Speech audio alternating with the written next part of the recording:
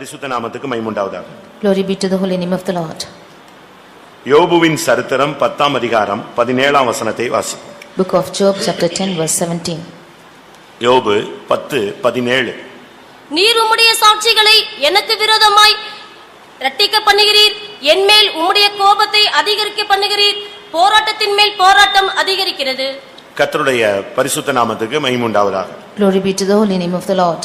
யோபுவினுடைய ஒரு வித்தியாசமான அறிக்கையை நாம் இங்கே பார்க்கிறோம். We are seeing about Job a different confession of him. ஆனால் அதே நேரத்தில் அதுதான் அவனுடைய வாழ்வின் பாதையாக இருந்தது உண்மை.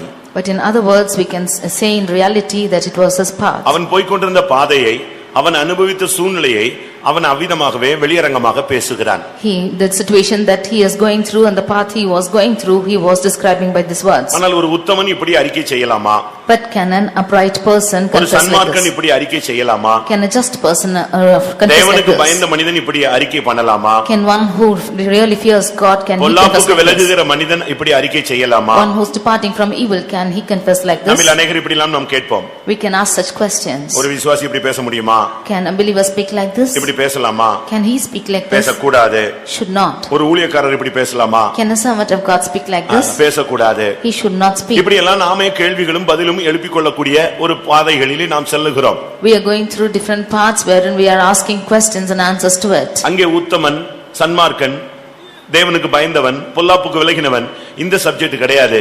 அவன் தன்னுடைய வாழ்வில் தனக்கு வந்த போராட்டத்தை அப்படியே வெளியரங்கமாக பேச ஆரம்பித்தான். That it was not the subject that he was an upright person, one who eschewed evil, one who feared God and so on, but he just speaks about his life rightly.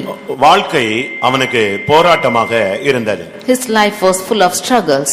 ஒரு சிலருக்கு வாழ்க்கையில சில கட்டங்கள் போராட்ட காலமாக அமைகிறது. In some of their lifetime, some span of time is full of struggles. ஒரு சிலருக்கு துவக்கம் முதல் முடிவு வரை போராட்ட காலமாகவே அமைந்து விடுகிறது. But for some of them, from the beginning and until the end, it is full of problems. ஒரு சிலருக்கு போராட்டங்கள் வருகிறது, அது முடிவுக்கு வந்து விடுகிறது. For some problems come, but it comes to an end.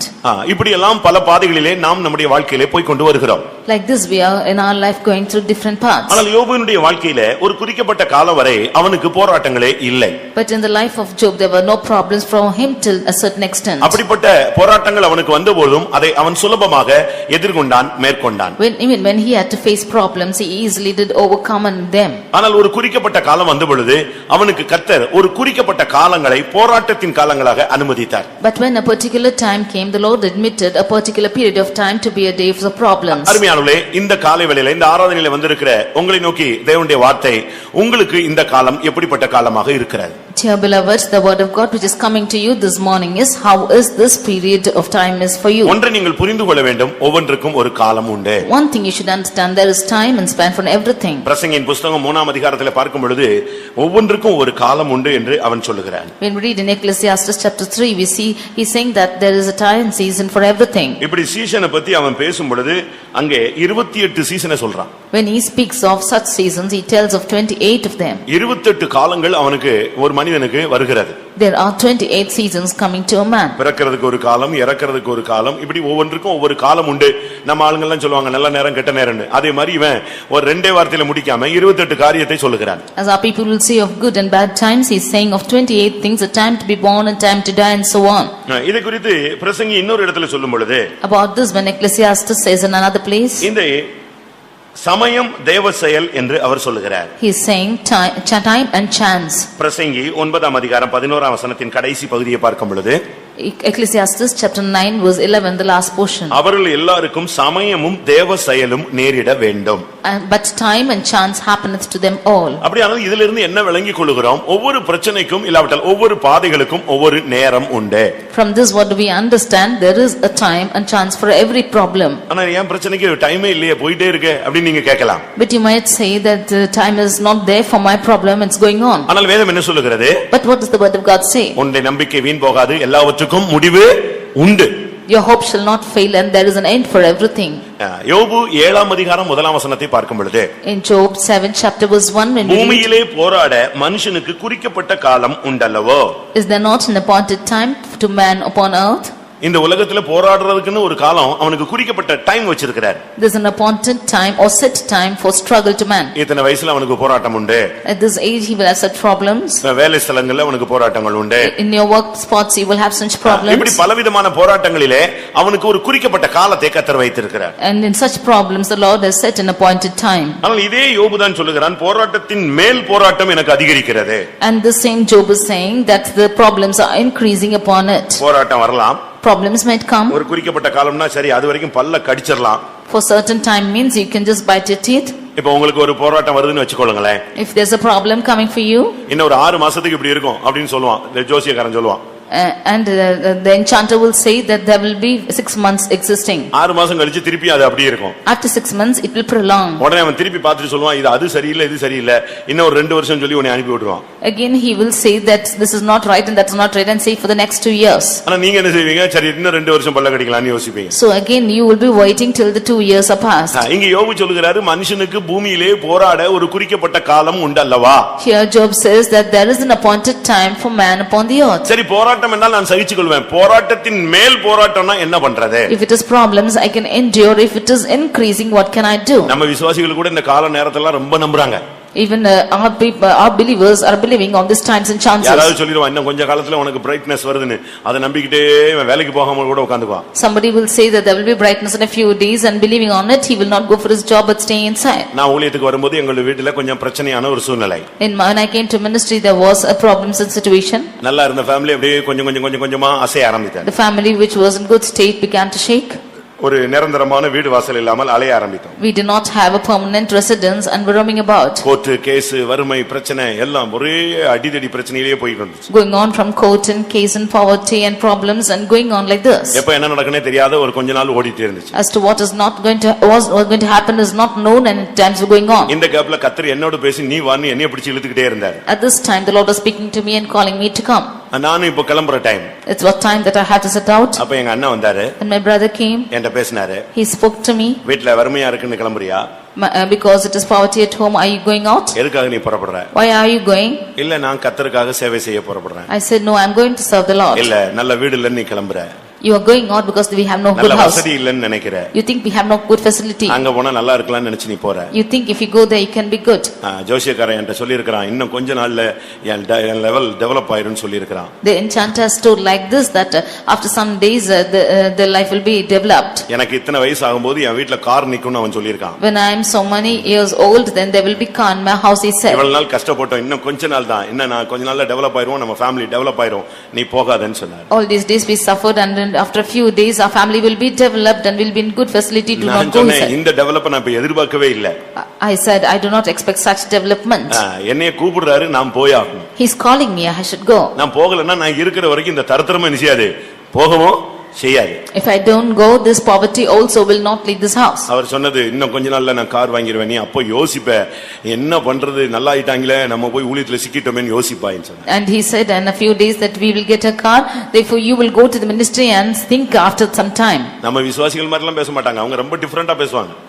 They will not speak like our believers, they'll speak so differently. அவங்க பேச்சே வித்தியாசமா இருக்கும். They'll speak very differently. நீ போயிட்டு நான் எங்க அண்ணன் தம்பி எல்லாம் நல்லா இருக்கான், நான் இப்படி வந்து சிக்கிட்டேன்னு யோசிப்பாய். You will go and get caught there and think that my brothers are in good welfare and I'm like this. ஆனா கர்த்தர் என்ன பண்ணார் தெரியுமா? But what did the Lord do? ஜோசியத்தெல்லாம் தூக்கி குப்பையில போட்டுட்டு casting all the enchantings into என்னை dust. ஊழியத்துல டெவலப் பண்ணி The Lord delivered me in the ministry. எனக்கு ஊழியத்துல கார் இருக்கிற லெவலுக்கு வந்த பிறகு தான் அவங்களுக்கு கார் கொடுத்தாரு. Only when I came to the level of having a car in the ministry, God gave them a car. ஊழியத்துல கார் வந்து சாதாரணமா கிடைக்காது.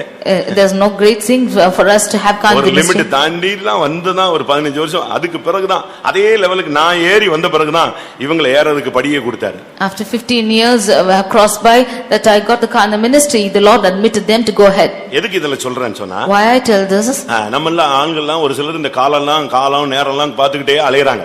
Some of them are looking for the time and chances like this. என்னைய ஊழியத்திலிருந்து அதிரியப்படுத்துறதுக்காக அவர் இப்படிப்பட்ட வார்த்தைகள் எல்லாம் சொல்லி பார்த்தார். To make me weary in the ministry he told such words. சரி நீ போ. Then he let me go. கடைசில சரி நீ போ. Then he let go. ஆண்டவன் உன் தலையில வித்தியாசமா எழுதிட்டான்டா, நீ போன்னு சொன்னார். The Lord has written differently on your head, you go, he said. என்னன்னு கேட்டேன். I asked why. என்ன பண்றது, காணிக்கை வாங்கி தான் சோறு சாப்பிடணும்னு எழுதிட்டான், நீ அப்படியே போ. What can we do? The Lord has written on your head that you should get the money. நம்மள ட்விஸ்ட் பண்ணி அதீரியப்படுத்தி நம்மள பின்வாங்குறதுக்கு என்னென்ன வார்த்தைகள் உண்டோ இதெல்லாம் பேசுவார். He's using all the words that he might make us distressed, and he used all the words to you discourage me. ஆனா கர்த்தர் இன்னைக்கு அவரையும் பைபிளை தூக்க வச்சிட்டார். But the Lord made him also to take the word of God today. அவரே ரட்சிப்புக்குள்ள கர்த்தர் கொண்டு வந்துட்டார். The Lord brought him also into salvation. நான் எதுக்கெல்லாம் இதை சொல்றேன், நான் நேரங்களை காலங்களை நம்பியே ஒரு சிலர் வேலைக்கும் போகாம இன்னும் டைம் சரியில்லை பிசினஸும் பண்றது இல்ல, நல்லது கெட்டது ஒண்ணும் போறது இல்ல, இப்படியே உட்கார்ந்து கடைசியில மொத்த டைமும் சரியில்லாம போயிடுது ஒரு சிலருக்கு. Some of them are believing that there are times which are going to come for them and not going for their work or conducting business. Their times are even going worse. கர்த்தருடைய பரிசுத்த நாமத்துக்கு மகிமை உண்டாவதாக. Glory be to the holy name of the Lord. ஒரு சிலருக்கு நம்ம போய் சுவிசேஷம் சொன்னா நமக்கு திருப்பி சுவிசேஷம் சொல்லுவோம், வேற ஒரு சுவிசேஷம் சொல்லுவோம். For some of them, if we go tell the gospel, they will say another gospel to us. இன்னொரு அண்ணன் இருக்கிறாரு. In another place, இன்னொரு அண்ணன். I had another brother. அவருக்கு நான் ஒரு லெட்டர் எழுதினேன், ஊழியத்துக்கு வந்த பிறகு சரி எப்படியாவது ரட்சிக்கப்படட்டும்னு சொல்லி இயேசு கிறிஸ்துவை பத்தி கொஞ்சம் எழுதி எனக்கு தெரிஞ்சு அப்போ ஊழியத்துல புதுசா வந்த போது தெரிஞ்சதை ஒரு லெட்டர் எழுதி விட்டேன். I wrote a letter to him about Jesus Christ, the few things which I knew that he might be saying. அவர் எனக்கு பதில் ஒரு லெட்டர் எழுதினார். He wrote a reply to me. எனக்கு பின் 9 வருடங்களுக்கு பின்னாக, after 9 years after me, இந்த வீட்டில் பிறந்து you have been born என்னோடு வளர்ந்து and brought up with me. ஒரு குறிக்கப்பட்ட காலத்துக்கு பின்பு என்னால் வளர்க்கப்பட்டு, ஏன்னா அவர் பிசினஸ் பண்ணி வீட்ல சாப்பாடு ஓடிச்சு. After a particular time he had the business and grew the family. எனக்கு ஃபீஸ் எல்லாம் கட்டினாரு. என்னால் படிக்க வைக்கப்பட்டு, and I have made you to learn. என்னோடு கூட 20 வருடம் இருந்த உன்னை, and you who lived with me for 20 years, திடீரென்று புரிந்து கொள்ள முடியாமல் போய்விட்டது. suddenly we could not understand. 20 வருடம் என்னோடு இருந்தவனையே புரிந்து கொள்ள முடியாத பட்சத்தில் 2000 வருடங்களுக்கு முன்பாக பிறந்தவரை நான் எப்படி புரிந்து கொள்வதுன்னு கேட்டாரு. He who was with me for 20 years, as if I couldn't understand, how can I trust the one who is born before 2000 years? எனக்கு பின்னால பிறந்து என்கூடயே வளர்ந்து என்கூடயே 20 வருஷம் இருந்துட்டு திடீர்னு ஒன்னேவே என்னால புரிஞ்சுக்கொள்ள முடியல. 2000 வருஷத்துக்கு முன்னால ஒருத்தர் பிறந்தாரு, அவரை எப்படி நான் புரிஞ்சுக்கிறது அப்படின்னு சொன்னாரு. One was born after me, one who is grown with me and was 20 years. I couldn't understand you itself. How can I trust the one who was born 2000 years before? இப்படி எல்லாம் கேள்விகள் கேட்பாங்க, குழப்புவாங்க. நாம இதெல்லாம் கண்டுக்கவே கூடாது. நம்முடைய கண்கள் பதிக்கப்பட்ட இடத்தை விட்டு மாற்றப்படக்கூடாது. They will ask such questions and confuse you, but we should not change our angle of sight. Our eyes should be fixed. இன்னைக்கு நம்மில் अनेகர் போராட்டத்திலிருந்து தப்பிக்கொள்ள வகை தேடுகிறோம். Today many of us are seeking ways to get out of the struggle. யோபு 14ஆம் அதிகாரம் 14ஆம் வசனத்திலே, in Job 14:14, அங்க என்ன சொல்லுகிறார்? what he says, எனக்கு மாறுதல் எப்போது வரும் என்று எனக்கு குறிக்கப்பட்ட போராட்டத்தின் நாளெல்லாம் நான் காத்திருக்கிறேன். I am waiting all the appointed time of my days, that when my change will come. எனக்கு எப்போ இந்த போராட்டத்திலிருந்து ஒரு சேஞ்ச் வரும்? I want a change from this problem of some time. அவன் சொல்றான், எனக்கு ஒரு மாறுதல் வரும் என்று நான் காத்துக்கொண்டே இருக்கிறேன். He is telling that I am waiting for a change to come. அது எப்போது வரும்? When shall it come? இப்போ உள்ள காலத்துல போராட்டத்தின் மேல் போராட்டம் அதிகரிச்சிட்டு தான் இருக்கே தவிர குறைஞ்ச மாதிரியே இல்ல.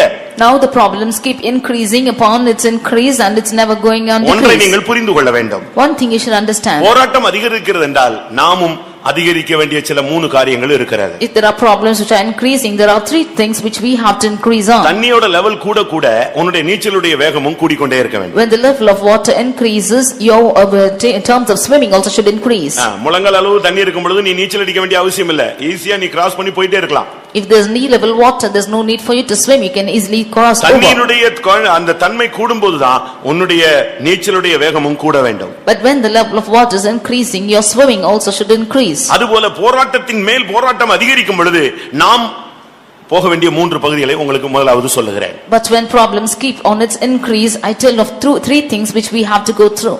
நாம் இந்த நாட்களில் சரியான விதத்துல இந்த போராட்டங்கள் அதிகரிக்கும் பொழுது, போராட்டத்தின் மேல் போராட்டம் வரும் பொழுது நாம் கிருபையின் மேல் கிருபையை பெறணும். When problems are going on its increase, we should go grace upon grace. யோவான் 1ஆம் அதிகாரத்தை பார்க்கும் பொழுது, John 1st chapter 16ஆம் வசனத்தில் என்ன சொல்லி இருக்கிறது? verse 16. எல்லாரும் கிருபையின் மேல் கிருபை பெற்றோம். We have all received grace upon grace. போராட்டம் வரும் பொழுது கிருபை, போராட்டத்தின் மேல் போராட்டம் வரும் பொழுது கிருபையின் மேல் கிருபை. We have received grace in the times of problem, when problems are in increase, grace upon grace. நாமில் अनेகர் இந்த போராட்டம் வந்த உடனே கிருபையை நஷ்டப்படுத்தி விடுகிறோம். But when problems are coming, we are failing of our grace. இல்லையென்றால் ஓரளவு கிருபை வைத்து இந்த போராட்டத்தின் மேல் போராட்டம் வரும் பொழுது தடுமாறிக்கொண்டே போய் கொண்டிருக்கிறோம். Or having a little of the grace, we are stumbling when problems keep increasing. இந்த நீர்மூழ்கி கப்பலுக்கு கடலுக்கு உள்ள போறதுல பிரச்சனையே கிடையாது. When you consider the submarine ships, it's not an easy hard task for to go under the ship. எத்தனை அடி ஆழம் தண்ணி இருந்தாலும் அது பிரச்சனை இல்ல, அது பாட்டு போயிட்டே இருக்கும். How much ever feet of water is above it, it will not be bothered, it will just go on. அதுபோல ஆவிக்குரிய ஜீவியத்துல கிருபையின் மேல் கிருபை கிடைச்சிருச்சுன்னு சொன்னா என்ன போராட்டத்தின் மேல் போராட்டம் வந்தாலும் நீங்க செயல்பட்டுக்கிட்டே இருக்கலாம். Like this, when you have grace upon grace, whatever problems might come, you can keep activating. 2 கொரிந்தியர் 3 அதிகாரம் 18 வசனத்தை பார்க்கும் பொழுது When we read 2 Corinthians 3rd chapter verse 18, அங்க என்ன சொல்லப்பட்டிருக்கிறது? what is said of them? இந்த போராட்டம் அதிகரிக்கும் பொழுது நீ மகிமையின் மேல் மகிமை அடைய வேண்டும். When you go through these problems, you should go on from glory to glory. இதுதான் இந்த போராட்டத்துல உன்னை மறுரூபப்படுத்தும். This is what's transforming you in the midst of ஒரு problems. போராட்டம் வருதுன்னு சொன்னா அது உன்னை உருவாக்குதுன்னு அர்த்தம். When a problem is coming, it is forming you. 2 கொரிந்தியர் 3:18 பார்க்கும் பொழுது அந்த சாயலாகத்தானே மகிமையின் மேல் மகிமை அடைந்து மறுரூபப்படுகிறோம். And in that same image, we shall go on from glory to glory. ஒவ்வொரு போராட்டத்திலயும் ஒரு லெசன் இருக்கு. There is a lesson from each problem. ஒவ்வொரு பாதையிலயும் ஒரு பாடம் இருக்கு. In every path, there is a lesson. நல்லா நீங்க புரிஞ்சுக்கணும். You should understand this well. ஒவ்வொரு ஸ்டாண்டர்ட் மாறும் பொழுது ஒவ்வொரு விதமான பாடங்களை நம்ம உலகத்துல படிக்கிறோம். When each class is going by, we are learning through different classes. அதுபோல Like this. இந்த விசுவாச பாதையிலே பல போராட்டங்களில் போகும் பொழுது நாம் சில லெசனை கற்றுக்கொள்ளணும். அந்த லெசன்ல நம்ம தோத்து போறதுனால தான் மறுபடி அதே பாதை அனுமதிக்கப்படுகிறது. In this faithful life, when we are going through problems, we should learn certain lessons. If we are not able to learn it, again these problems are coming upon us. ஏன் 4th கிளாஸ் படிச்ச பையனை திருப்பி 4th கிளாஸ்ல விட்டுறோம்? Why are we making the 4th standard boy to be again learn the 4th? எதுக்கு விடுறோம்? Why are we leaving him?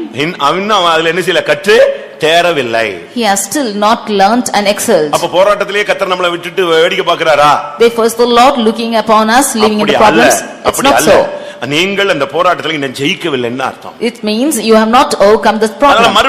மறுபடி அதே நம்மை நெருக்கிக் கொண்டே வருகிறது. Therefore we are being distressed upon it again and again. தாவீது என்ன சொல்லுகிறான்? What does David say? நான் உபத்திரவப்பட்டது நல்லது.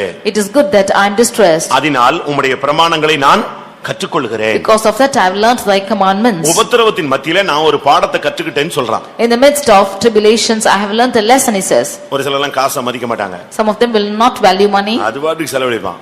They will expend to the திடீர்னு பார்த்தா extent. ஆண்டவர் எல்லா வாசலையும் அடைச்சிருவாரு. Suddenly the Lord will close all doors. 10 ரூபாய்க்கு அவன் தடுமாறுற லெவலுக்கு கொண்டு வருவார். Even for 10 rupees he will stumble. அப்பதான் தெரியும் என்னுடைய அருமை, காசோட அருமை தெரியும். It is then he will know the value of money. Friend வீடு, அம்மா அப்பா அக்கா தம்பி மனைவி புருஷன் எல்லாத்தையும் விட்டுட்டு ஃப்ரெண்ட் அலைவான். கடைசியில இப்படி தரத்திரமான நேரத்துல ஃப்ரெண்டை தேடினா அவன் கிடைக்க மாட்டான். அப்பதான் ஒரிஜினல் ஃப்ரெண்ட் யாருன்னு நிச்சயம் தன்மை தெரியும். Leaving the father, mother and brother and sister, he will be roaming about with his friend, but when times come that he is forsaken, only then he will know the value of two friends. இதெல்லாம் ஒவ்வொரு பாதையில ஒவ்வொரு பாடத்தை நீங்கள் கற்றுக்கொள்ள வேண்டும். This is what you have to learn, different lessons in each different paths. இந்த போராட்டம் அதிகரிக்கும் பொழுது நீங்கள் மகிமையின் மேல் மகிமை பெற வேண்டும். When the problems are increasing, you should be changed from glory to glory.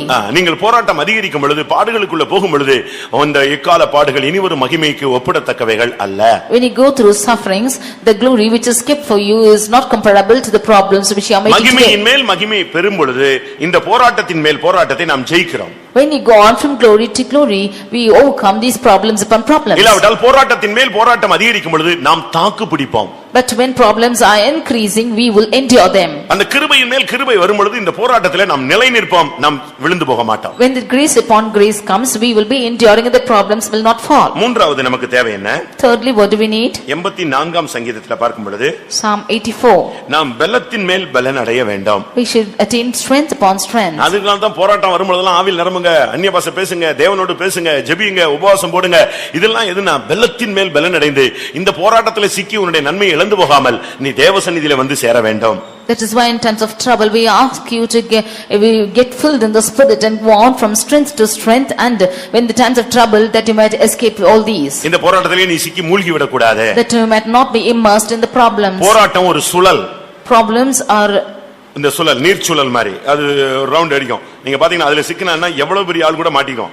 It is like the boisterous wind that when it is caught in the cyclone, anybody will get into it. தண்ணில நீர் சுழற்சி உள்ள இடங்கள் வரும். There will be cyclones which is appearing in water. அது அதுல போய் எவனாவது மாட்டிக்கிட்டான், நாம எவ்வளவு பெரிய திறமை வேண்டாலும் உள்ள போயிடுவான், இழுத்து கொண்டு போய் உள்ள சொருவிடுவான். However talented the person might be, he will be immersed and he will be caught in that flood. அதுக்கு நாம் இந்த நாட்கள்ல பலத்தின் மேல் பலன் அடைய வேண்டியது அவசியம். For that it's necessary for us to go on from strength to strength. பெரிய பெரிய திறமை உள்ளவர்கள் எல்லாம் இன்னைக்கு अनेகர் விழுந்து போனதுக்கு காரணம் இந்த பலத்தின் மேல் பலன் அடையாததினால். Great talented people have fallen down because they have not attained from strength to strength. ஒன்று முதலாவது இந்த போராட்டம் அதிகரிக்கும் பொழுது கிருபையின் மேல கிருபை பெறுங்க. Firstly, when the problems are increasing, you should attain grace to grace. இரண்டாவது இந்த போராட்டத்தின் மேல் போராட்டம் அதிகரிக்கும் பொழுது நீங்க மகிமையில இருந்து மகிமை வந்து மறுரூபம் அடையுங்க. Secondly, when you go on from this problem, you should attain from glory to glory. மூன்றாவது இந்த போராட்டத்தின் மேல் போராட்டம் அதிகரிக்கும் பொழுது பலத்தின் மேல் பலன் அடைங்க. இந்த போராட்டத்தின் முடிவிலே நீங்கள் தேவ சந்நிதியிலே வந்து நிற்பீர்கள். Thirdly, when problems are increasing, you go on from strength to strength, you will come to the presence of God and end the problem. இவன் சொல்லுகிறான், எனக்கு போராட்டத்தின் காலத்திலிருந்து எப்பொழுது எனக்கு மாறுதல் கிடைக்கும் என்று நான் காத்திருக்கிறேன். He is saying that he is waiting for the times that when a change will take place in the time midst of the problems. ஒரு சிலர் இந்த போராட்டம் சொன்னா வீட்ல சண்டை போடுறது பெரிய போராட்டம் அவங்களுக்கு. Some of them, if it is problem, to fight at home is a great problem. அக்கா தங்கச்சி சண்டைகள் தான் இவங்க போராட்டம் நினைச்சுக்கிறாங்க. They think that the fightings among the sisters are a great problem. அண்ணன் தம்பி சண்டைகள், that is the fighting among the brothers, தாய் தகப்பனோட சண்டைகள், and the fighting with the parents. இப்படிப்பட்ட போராட்டங்கள் அல்ல, இதெல்லாம் நீங்க வந்து தெய்வீக சிந்தை இல்லாம நடத்துகிற போராட்டங்கள். Such problems are not problems at all, that is you are working out without a divine character. ஆனா அதுல ஜெயிச்சாலும் வந்து சாட்சி சொல்றான் நம்மால். So overcoming that, they will come and testify of நீ you. சாத்தானை ஜெயிச்சிட்டு வந்து சாட்சி சொல்லணும். You overcome Satan and come and testify. ஆதியாகமம் 30ஆம் அதிகாரத்திலே 8ஆம் வசனத்திலே ராகேல் சொல்லுகிறா, என் சகோதரியோடு நான் ஒரே போராட்டமாய் போராடி நான் மேற்கொண்டேன். என்னன்னா இவளுக்கு குழந்தை பிறந்துருச்சாம், அதான் பெரிய போராட்டம் வாழ்க்கையில. In Genesis 30 verse 8, Rachel is saying that she wrestled a great wrestling with her sister and got a child and prevailed. அவ சொல்றா, என்னுடைய சகோதரியோடு நான் மகா போராட்டமாய் போராடி நான் மேற்கொண்டேன். And she is telling that I have wrestled a great wrestle with my sister and I have prevailed. அதுதான் அவளுடைய பயங்கரமான போராட்டம். That was a great problem. ஆதியாகமம் 30ஆம் அதிகாரம் 8-9 நீங்க இத பார்க்கலாம். In Genesis chapter 30 verse 8 and 9 you can see this. நான் மகா போராட்டமாய் போராடி என் சகோதரியோடு போராடி மேற்கொண்டேன். With great wrestling have I wrestled with my sister and I prevailed. இதெல்லாம் நமக்கு போராட்டங்களே கிடையாது. These are not problems to at all. இதனால தான் எபேசியர் 6:12ல பவுல் பேசும் பொழுது, That is why Saint Paul speaking in Ephesians 6:12, நம்முடைய போராட்டங்கள் மாம்சத்தோடும் இரத்தத்தோடும் அல்ல. Our warfare is not carnal and blood. அது என்ன மாம்சம் இரத்தம்? What is flesh and blood? மாம்சம் என்றால் புருஷன் மனைவின்னு அர்த்தம். Flesh means it is husband and wife. இரத்தம் என்கிறது கூட பிறந்த அண்ணன் தம்பின்னு அர்த்தம். Flesh and blood means the brethren who are born together. திரும்பவும் சொல்றேன். Again repeat. இவள் என் மாம்சத்தில் மாம்சமும் என் எலும்பில் எலும்புமாய் இருக்கிறார். She is my flesh of flesh and bone of bones. அது புருஷனுடைய மனைவியினுடைய காரியத்தை காண்பிக்கிறது. That shows the matter of husband and wife. அடுத்து இரத்தம் என்பது நம்முடைய பிள்ளைகள், நம்முடைய சகோதர சகோதரிகள். Nextly blood shows our children and brothers and sisters. இவர்களோடு நமக்கு போராட்டம் இல்லைன்னு தான் பவுல் பேசுறாரு. Then Saint Paul says that we have no struggle with them. ஆனா நம்மில 99 பேர் இவங்ககிட்ட தான் போராடிட்டு நடக்கிறோம். But 99% of us are struggling with such people. அவங்களுக்குள்ள இருந்து போராடுகிற ஆவியோடு போராடுறது இல்ல. They are not wrestling with the powers which are striving against them. அந்த ஆவியில தூண்டுதல் பெற்று வரானே அவனோட நம்ம சண்டை போட்டுட்டு இருக்கோம். They are fighting with the ones who are entangled with that spirit. பிரியமானவர்களே, நாம் இந்த நாட்களில் போராட வேண்டிய சில காரியங்கள் இருக்கிறது. Dear beloved, there are certain things we have to wrestle upon இவன் these days. சொல்றாரு, போராட்டத்தின் மேல் போராட்டம். He is telling that there are problems upon problems. ஏன் தேவன் இதை அனுமதிக்கிறார்? Why is the Lord admitting it? உங்களுக்கு தேவன் அனுமதிக்கிறதுக்கு காரணம் மகிமையின் மேல் நீங்கள் மகிமை அடைய வேண்டும். The Lord is increasing it that you might go on from கொஞ்ச காலம் பாடு அனுபவிக்கிற நீங்கள், you who are suffering for a little time, நித்திய கனமகிமையை நீங்கள் பெற்றுக்கொள்ள போகிறீர்கள். you are going to attain eternal weight of glory. அதிசீக்கிரத்தில் நீங்கும் லேசான உபத்திரவம், The tribulation which is going to pass on very soon, நித்திய கனமகிமை உங்களுக்கு உண்டாக்குகிறது. it is going to prepare an eternal weight of glory for இந்த you. உலகத்துல ஒரு 60 வருஷம் 70 வருஷம் நம்ம படுற பாடு யுகாயுகங்களாய் நித்தியமாய் நமக்கு மகிமையை கொண்டு வருகிறது. The 60-70 years which we are going to suffer on this earth is going to add to us eternal weight of glory for eternally. அதனால நாம இந்த நாட்களிலே இந்த போராட்டங்களிலே சோர்ந்து போக கூடாது. Therefore in these problems these days we should not become weary. நமக்கு விரோதமாய் பல போராட்டங்கள் வந்துகிட்டே இருக்கும். There will be problems arising against us. என்னென்ன போராட்டங்கள் வருதுன்னு நான் உங்களுக்கு முன்னாக வேதவசனத்தின் வெளிச்சத்திலே உங்களுக்கு முன்பாக வைக்க விரும்புகிறேன். From the word of God I want to place before you what are the problems coming us. அந்த போராட்டத்தில் நீங்க தோற்று போகவே கூடாது. You should never be defeated in such problems. இன்னைக்கு நீங்க ஒரு ஸ்கூல்ல படிக்க போனீங்கன்னா, ஒரு காலேஜ்ல படிக்க போனீங்கன்னா, உங்களுக்கு ஒரு மேஜர் இருக்கும், ஒரு ஆன்சிலரி இருக்கும், உங்களுக்கு லாங்குவேஜ் இருக்கும். இப்படிலாம் நீங்க ஒரு சப்ஜெக்ட் இருக்குறது நீங்க உங்களுக்கு தெரியும். Today if you are going to study in a school or college you will have a major subject and an ancillary and you will have subjects like this. சில போராட்டங்களை நம்ம சகிக்கத்தான் வேணும். And certain things you have to endure. ஒரு சிலருக்கு language வரவே வராது. Some of them will will never have to learn languages. நம்ம இந்த ஏழப்பட்ட விசுவாசிகள் என்ன பண்றாங்க தெரியுமா? நம்முடைய பிள்ளைகளை போய் English மீடியத்துல சேர்க்கறாங்க. Many of our believers are joining their children in English medium. அவன் தமிழே சரியா பேச மாட்டான். And he is not knowing how to speak இவனை Tamil கொண்டு போய் properly. இங்கிலீஷ் மீடியத்துல சேர்க்கறது. He is allowed in English medium. அவன் என்ன படிக்கிறான்னு இவனுக்கு புரியவே புரியாது. He will never know what he is studying. ஆனா இவன் கடன் வாங்கி வண்டி இழுத்து கஷ்டப்பட்டு எப்படியாவது இங்கிலீஷ் மீடியத்துல அவன ஃபீஸ் கட்டி படிக்க வச்சிருவான். And somehow he will ask money for debt and he is educating his children in English medium. நீங்க அவனை கொண்டு போய் பரீட்சை எழுத விட்டா இங்கிலீஷும் அவனுக்கு பாதி வராது, தமிழும் பாதி வராது. If you allow him to write exams, English will not come for him and either Tamil. அப்படிதானே? Is this not so? Sunday ஸ்கூல்ல வந்தா அவனுக்கு தமிழே எழுத தெரியாது. When he comes to Sunday school, he is not knowing how to write Tamil. Tamil எக்ஸாம்ல பாத்தீங்கன்னா சுத்தமா மார்க் அவுட். சரி இங்கிலீஷ்லயாவது 100 எடுத்துறானா? அங்கதான் 30 தாண்ட மாட்டேங்கறானே. In Tamil exam, he is fully out, and at least in English, if he is scoring 100, he is not even crossing 30. ஒரு பையனுடைய வீட்ல அவங்க டீச்சர் அவங்க பேரண்ட்ஸ் வர சொன்னாங்களாம். In a boy's house, the teacher asked the parents to come. அவன் பையன் நல்லாவே படிக்க மாட்டேங்கறான் இங்கிலீஷ்ல. Your son is not studying English at all. அவர் போனாராம். Then he went அப்ப கேட்டாங்களாம். and he asked, உன் பிள்ளை இங்கிலீஷ்ல ஒண்ணுமே உருப்படியா படிக்கிறது இல்லையா? your son is not studying English properly at all. இல்லையே, என் பிள்ளை வீட்ல படிக்கிற இங்கிலீஷை கேட்டு நானே நல்லா மனப்பாடமா செஞ்சு படிச்சு வச்சிருக்கேன்னு. He said that I have memorized the English which my son is studying at home. பையன் படிக்கிறது 7வது. The son is studying 7th standard. இப்போ அப்பா சொன்னாரு, அவன் படிக்கிற இங்கிலீஷை நான் கேட்டு எனக்கு அப்படி மனப்பாடமா பதிஞ்சிருச்சு, என் பிள்ளை படிக்கலன்னு எப்படி சொல்றேன்னா? He is telling that this English which he is studying, I have memorized and he is memorized that English. அப்படி என்னையா படிக்கிறான்னு கேட்டா ABCD 26 இந்த அப்பா சொல்லி காட்டினாரு. கடைசில என்ன நடந்தது? Sir, lastly what happened? அப்பதான் புரிஞ்சது பையன் எதைத்தான் படிச்சுட்டே இருந்திருக்கான், இதை மட்டும் தான் படிச்சுட்டே இருந்திருக்கான் daily. Finally he understood that the son is studying every day the same thing. இன்னைக்கு நம்மில் கூட அநேகர் இப்படித்தான் இருக்கிறோம். Even today many of us are like this. போராட்டங்கள் வரும் பொழுது நீ சில பாடங்களை கற்றுக்கொண்டு முன்னேறி போகணும். வாழ்க்கையில நல்ல பாடங்களை அந்த சப்ஜெக்ட்டை நம்ம வின் பண்ணணும். In the times of problems, we have to go through and learn many lessons and win those problems. இந்த போராட்டம் என்கிற இந்த பீரியட்ல 7 சப்ஜெக்ட் இருக்கு. In the division of these problems, there are 7 lessons. இந்த காரியத்துல 7 சப்ஜெக்ட் இருக்கு. இந்த 7 சப்ஜெக்ட்ல நீங்க பாஸ் ஆயிட்டீங்கன்னா நீங்க என்ன போராட்டம் வந்தாலும் உங்களை அசைக்கவே முடியாது. There are 7 subjects in this matter, and whatever the problems might come, if you pass through this, nobody can என்ன வந்தாலும் சரி, whatever might come. அதுக்கு பிறகு உங்களை எங்கேயும் கொண்டு போய் நிறுத்தலாம். After that you can be able to stand anywhere. ஒரு சிலர் சொல்லுவாங்க தமிழ்நாட்டுல கார் ஓட்டினா எல்லா இடத்துலயும் car ஓட்டிடலாமாங்க. Some of them will say if you drive at Tamil Nadu, you can drive anywhere. அப்படி உலகத்துல சொல்றதை நீங்க கேள்விப்பட்டிருப்பீங்க. You would have heard them speaking in the world like this. அப்படி பல காரியங்கள் சொல்றது நம்ம உலகத்துல கேட்கலாம். We can hear many of them speaking in the world like this. அதுபோல நீ இந்த போராட்டத்தின் மேல உள்ள போராட்டத்துல தேவன் நடத்துற பாதையில நீ நின்னுட்டீனா உன்னை அசைக்கிறதுக்கு இந்த உலகத்துல எந்த சக்திக்கும் பவர் கிடையாது. Like this in the problems upon problems, if you could stand by the Lord's counsel, there will be no power we can shake in the world. முதலாவது ஒரு தேவனுடைய பிள்ளை பாவத்துக்கு எதிராக போராடணும். Firstly, a child of God should wrestle against sin. அது ஒரு போராட்டம். That is a wrestling. First அதுதான். Firstly is that. அதுதான் language. That is the language. First நீ பாவத்தை ஜெயிக்காம வேற என்னத்தை ஜெயிச்சாலும் பிரயோஜனம் கிடையாது. Without overcoming sin, if you overcoming anything else, no problem, no need at all. பாவத்தின் போராட்டத்துல ரத்தம் சிந்தத்தக்க சூழ்நிலை வந்தா கூட நீ ஜெயிச்சிரணும். In the terms of sin, you should even overcome it, even if you have to shed blood. நீ பாவத்தை ஜெயிக்காத அந்த போராட்டத்துல நீ என்ன போராட்டம் அதிகரிச்சாலும் நீ அதை ஜெயிக்காத பட்சத்துல மற்றபடி பல போராட்டங்கள் வரும். அதெல்லாம் இதுதான் பேசிக். Whatever the other problems might come, there will be other problems which will come, but this is the base. எபிரேயர் 12:4 பார்க்கும் பொழுது, when you read in Hebrews 12:4, பாவத்துக்கு விரோதமாய் போராடுகிறதிலே நீங்கள் இன்னும் இரத்த சிந்தத்தக்கதாக எதிர்த்து நிற்கவில்லையே. Ye have not yet resisted unto blood striving against sin. பாவம் ஒரு பெரிய கொடிய சக்தி. Sin is a very powerful power. அதுக்கு விரோதமாய் நாம் எப்பொழுதும் வார் டிக்ளேர் பண்ணிக்கிட்டே இருக்கணும். And we should always declare war against it. எப்பொழுதும் அது மனதில கூட வரும். It should always come in the mind. பார்வையில வரும். It will come in the sight. எண்ணங்கள்ல வரும். It will come in thoughts. இருதயத்துல தோன்றும். It will appear in heart.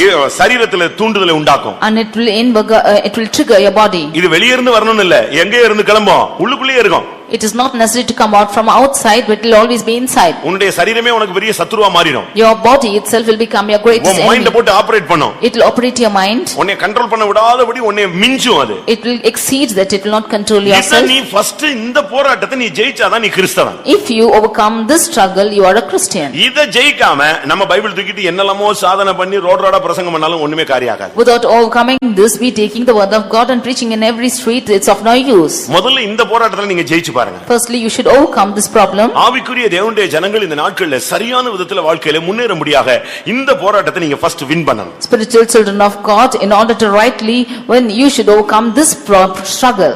இயேசுவுக்கு வெளிய இருந்து தான் போராட்டங்கள் வந்தது. Jesus had problems from outside. டைரக்டா சாத்தான் வந்தான். Satan came directly. கல்ல கொடுத்தான். And he gave the stone. என்னை வணங்கிக்கொள்ளுன்னு சொன்னான். And he asked him to worship him. உப்பரியில இருந்து குதின்னு சொன்னான். He asked him to jump from the கண்களின் இச்சை, mountain. உலகத்தின் இச்சை, மாம்சத்தின் பெருமை காண்பிக்கிறது. It shows the lust of eyes, lust of flesh and the pride of life. ஆனா நமக்கு அப்படி அல்ல. But it's not so for us. நம்முடைய எண்ணங்களிலேயே போராட்டத்தை உண்டாக்குறது. Even in our thoughts there is problems. மனநிலையை பாதிப்பது. It is affected in the mind. நம்முடைய சரீர உணர்வுகளை தூண்டி விடுகிறது.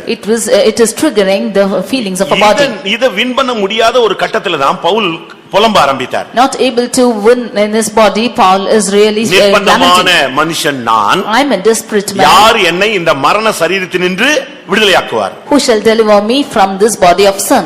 அவரே சொல்ல, இந்த மரண சரீரம், இந்த பாவத்தை தோற்றுவிக்கிற போராடுகிற இந்த சரீரத்திலிருந்து யார் என்னை விடுதலையாக்க முடியும்? Who can deliver me from this body of sin which is sinning? திரும்ப பிராக்டிகலா வரும் பொழுது again when he came practically, கிறிஸ்துவனுடைய ஆவியின் பிரமாணம் என்னை விடுதலையாக்கிட்டேன்னு சொல்றார். the law of Christ has made me to overcome. ஆவியினாலே சரீரத்தின் செய்கைகளை அழித்தால் பிழைப்பீர்கள். By the Spirit, if you should mortify the deeds of your body, then you shall live. அதற்கு நீ ஜெயிச்சிட்டேன்னா நீ அடுத்து ஜெயிச்சிடுவே. If you should overcome, you will overcome the next. First நீ இதை ஜெயிக்கணும். Firstly, you should overcome this. இந்த போராட்டத்தின் மேல போராட்டம் அதிகரிக்கும். And the problems are struggling might increase. பண ஆசையை கொண்டு வருவான். He will give you covetousness. ஏமாத்த சொல்லுவான். He will make ask you to deceive. சொல்லுவான். He will ask you to cheat. பொய் சொல்ல சொல்லுவான். He will ask you to lie. திருட சொல்லுவான். He will ask you to steal. எடுத்துக்கொள்ள சொல்லுவான். He will ask you to take. அபகரிக்க சொல்லுவான். He will ask you to ensnare. உரட்டி பேச சொல்லுவான். And he will ask you to threaten and speak. இல்ல இத அனுபவி, இதெல்லாம் ஒரு தப்பு இல்லன்னு சொல்லுவான். Or he will ask you to enjoy, it's not wrong. கர்த்தர் மன்னிப்பார்னு சொல்லுவான். He will say the Lord will forgive you. இப்படி எல்லாம் உன்னை சொல்லுவான். He will say like this to you. Bible என்ன சொல்லுது தெரியுமா? What does the word of God say? சத்தியத்தை அறிவும் அறிவை அடைந்த பின்பு, After attaining the knowledge of truth, ஒருவன் மனப்பூர்வமாய் பாவம் செய்தால், if one would willingly commit sin, அவனுக்கு நியாய தீர்ப்பு மட்டுமே கிடைக்கும். then for him is judgment. எபிரேயர் 10 Hebrews chapter 10 26 பார்க்கும் பொழுது, verse 26. சத்தியத்தை அறியும் அறிவை அடைந்த பின்பு நான் மனப்பூர்வமாய் பாவம் செய்தால் இயேசு கிறிஸ்து மறுபடி வந்து பலியாக மாற மாட்டார். If we will willfully sin after having received the knowledge of the truth, there remaineth no more sacrifice for like நியாய Jesus. தீர்ப்பும் கோபாக்கினையுமே இருக்கும். There will be judgment and fiery indignation. உங்களுடைய பாவ வாழ்க்கையில போராட்டங்கள் வருதா? Is there struggle in your sinful life? மறுபடி பாவ போராட்டங்கள் வந்து கொண்டே இருக்கா? Again and again is sin coming and torturing you? வாலிப பையங்களுக்குள்ள வரலாம்ங்கிறது உலகத்துல சொல்ற நியதி. In the worldly life they will say it will come into the youth. ஏனண்டா அது புதுசா பிசாசு அவனை கண்ட்ரோல் பண்றதுக்காக அவன் வைத்திருக்கிற ஒரு ஆயுதமே தூண்டுதல் தான். Because Satan is taking this weapon to trigger them when he is newly allowing them to sin. ஆனா நம்முடைய ஆளுங்களுக்கு அப்படி அல்ல. But for our people it's not so. வயதான பின்பும் பாவத்துல போராடிக்கிட்டே கிடக்குறாங்க. Even after they become old they are struggling with sin. Pastor Joel அவர்கள் சொல்லும் பொழுது, First when Pastor Joel is our saying, இருந்த இடத்துல ஒரு வயசான ஐயா இருந்தாராம். an aged person came to him. அடிக்கடி வருவாராம் ஃபெய்த்தோம். He often used to come to Faith Home. அவர் வந்தாலே ஒரே அறிக்கை தான் செய்வாராம். And if he comes there he will only confess. ஐயா, இந்த மனசுல சில போராட்டங்களா இருக்கு, அதுக்காக ஜெபிங்க. Brother, I have some problems in my mind, you pray for me. Pastor சொல்றாரு, என்னை விட அவர் ரொம்ப வயசானவர். Pastor said that he is so aged from me. குடும்பம் பிள்ளை குட்டி பேரம் பேத்தி எல்லாம் பார்த்து முடிச்சிட்டாரு. And he has family and he's got children and grandchildren. அறிக்கை ஓபனா சொல்றாரு, ஏதோ மனதுல போராட்டங்கள் இருக்கு. But he is confessing in his mind that there is some problem. இது ஒரு நாள் அறிக்கை இல்ல. It's not one day's confession. அப்பப்ப வரும்போதெல்லாம் அவர் சொல்ற அறிக்கை என்னன்னா, இந்த ஒரு வரி அறிக்கை செஞ்சுட்டு போவார். Every time he comes he will make one confession like this. கொஞ்ச நாள் வரவே இல்லையா? Some days he didn't come. சுத்தமா வரலையா? He didn't come at all. அப்ப இவருக்கு என்னடா அவரை காணுமே, என்ன ஆச்சோ அப்படின்னு கேட்டார். Then he had a question as to why he didn't come. இடையில ஒரு ட்ரிப் அவரை பார்க்கிறதுக்கு ஒரு வாய்ப்பு கிடைச்சதா? And he had an opportunity to see him in between. ஐயா, என்ன இங்க வரவே இல்லன்னு கேட்டார். And he asked, why brother you didn't come? இல்லையா, இப்ப சமீபத்துல எனக்கு மனதுல போராட்டத்துல என்ன கிடைச்சிருச்சு? ஜெயம் கிடைச்சிருச்சு. Answer. He said, brother, I have got victory in my mind in recently. எப்படி இருக்கும்? See how it is? அந்த போராட்டத்துல ஒரு ஜெயம் கிடைச்சது. In that problem he's got a victory. அடுத்த ஒரு மாசம் கழிச்சு கேள்விப்பட்டு அவர் இறந்துட்டாரு. In the next 1 month he died. அந்த போராட்டத்தை ஜெயித்து ஓட்டத்தை என்ன செய்றாரு?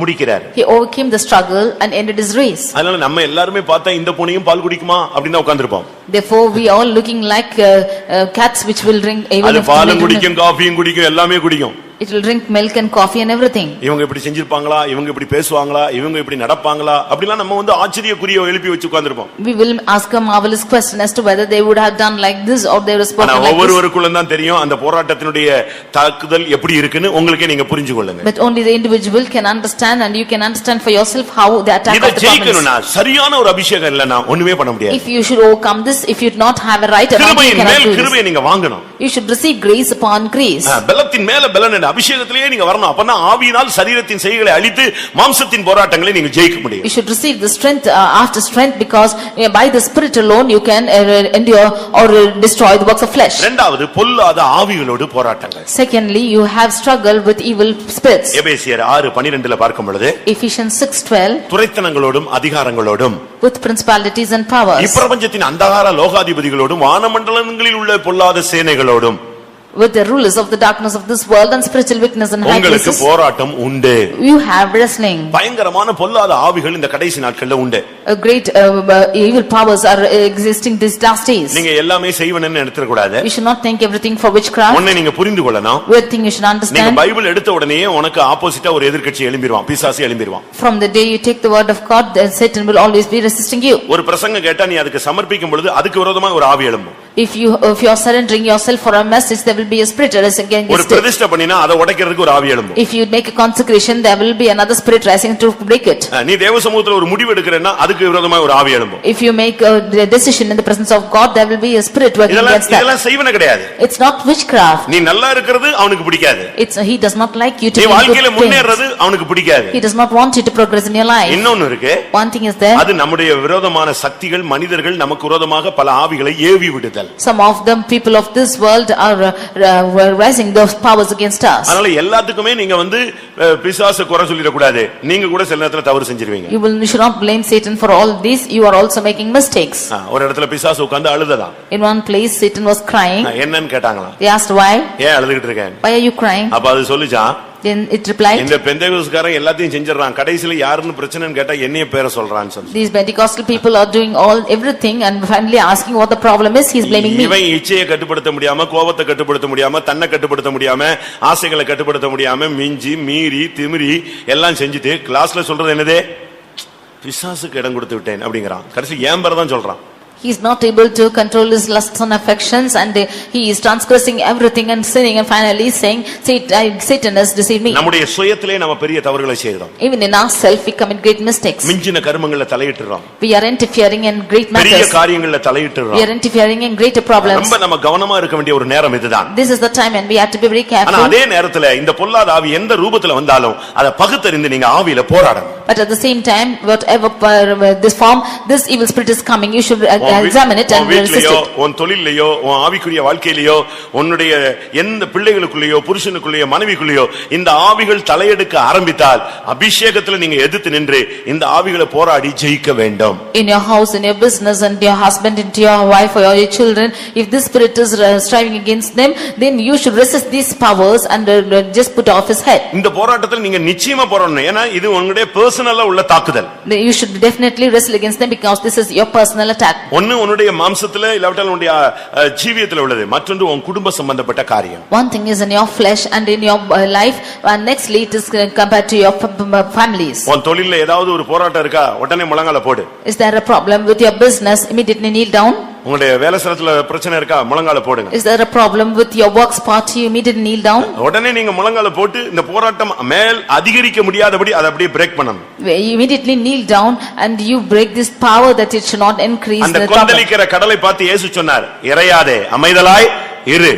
Unto the roaring sea the Lord said, you do not roar up, you be silent. இம்மட்டும் நில். You stand thereby. அதுக்கு ஒரு கரையை ஏற்படுத்தி இதுல பிரேக் ஆகுன்னு சொல்றாரு. அதை தாண்டி அது வரவே வராது. And he made a shore and asked it to break with it, and it will not come against it. பிசாசின் போராட்டம் செய்வனே சாகுற வரைக்கும் சொல்லி செய்வனிலே செத்து போயிட்டா எப்படி நீ பரலோகத்துக்கு போக முடியும்? If you keep on saying it is the struggle of devil and it is witchcraft, and if you die, where will you go to heaven? அதை வின் பண்ணணும். You should win it. முழங்கால் தான் அதை வின் பண்ண முடியும். In your knees you can win. போராட்டத்தின் மேல் போராட்டம் வரத்தான் செய்யும், வராதெல்லாம் சொல்ல முடியாது. There will be wrestling upon wrestling, you cannot say it not come. அவன் எப்ப நீ விழுவன் தான் அவனுடைய கணிப்புல இருந்து விழுந்துகிட்டே இருக்கிறாய். He is always in this ambition where you will fall. எப்படியாவது உன்னை ஜெயிச்சிரணும் தான் அவனுடைய எண்ணங்கள். His thoughts are that he might overcome you ஒன்று somehow. பாவத்துக்கு விரோதமான போராட்டம், இரண்டாவது பொல்லாத ஆவிகளின் சேனைகளுக்கு விரோதமான போராட்டம். First is wrestling against sin and secondly wrestling against the powers. அது ஆவிக்குரிய போராட்டங்களை நாம் மாம்சத்துல ஜெயிக்க முடியாது, ஆவியானவருடைய உதவியோடு தான் போராடி ஜெயிக்க முடியும். The spiritual powers we cannot overcome it with our flesh, but only by the help of the Holy Spirit we can overcome.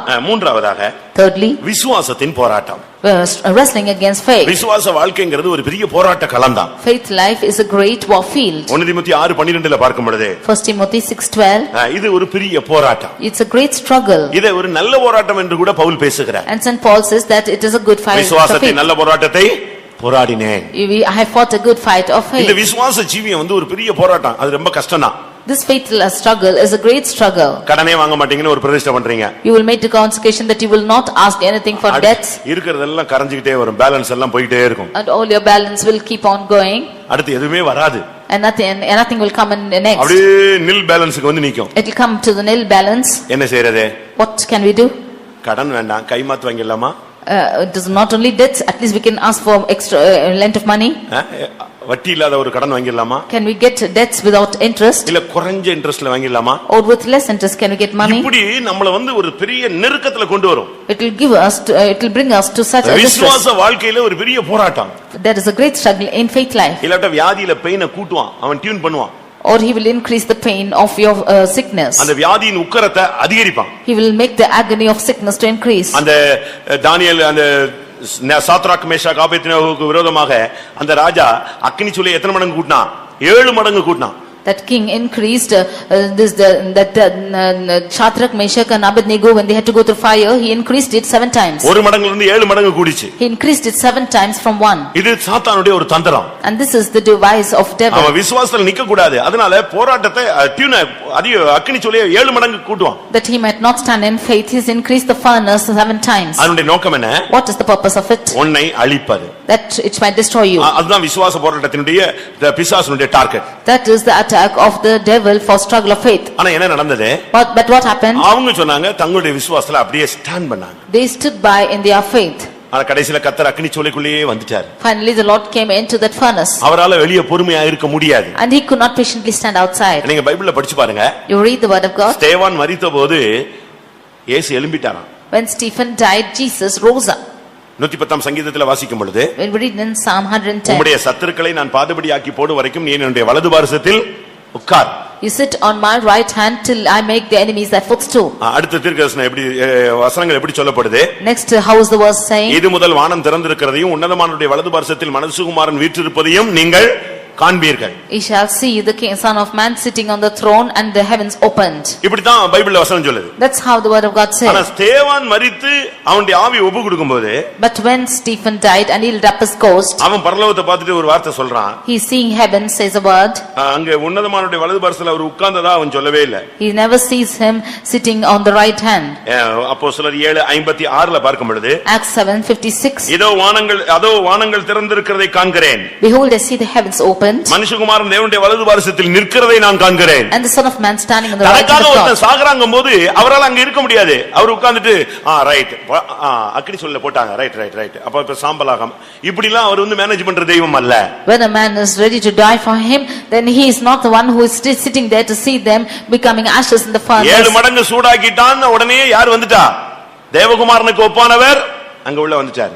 When the furnace was heated 7 times, one who was like the Son of Man came there. இப்ப 3 பேரை இழுத்துட்டு போறாங்க. Now 3 of them were dragged இப்ப in. தூக்கி போட போறாங்க. They were to carry them inside. தூக்கி போடும்போது அந்த தூக்கி போட்டவன் அவ்வளவு பேர் செத்துட்டான். As they were dropping them inside the furnace, those who threw them were died. அக்கினி சூளையில உள்ள வெப்பம் அவங்கள சாகடிச்சிருச்சு. The heat of that furnace made them to die. இப்ப உள்ள விழுந்து எழும்புனா எத்தனை பேர் எழும்புறாங்க?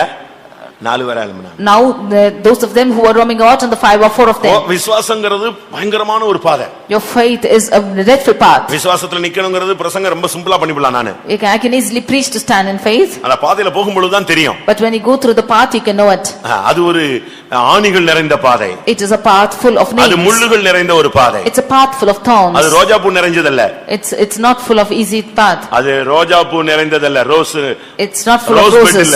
It's not a bed of roses. அது வந்து முள்ளுகள் நிறைந்தது, வேதனைகள் நிறைந்தது.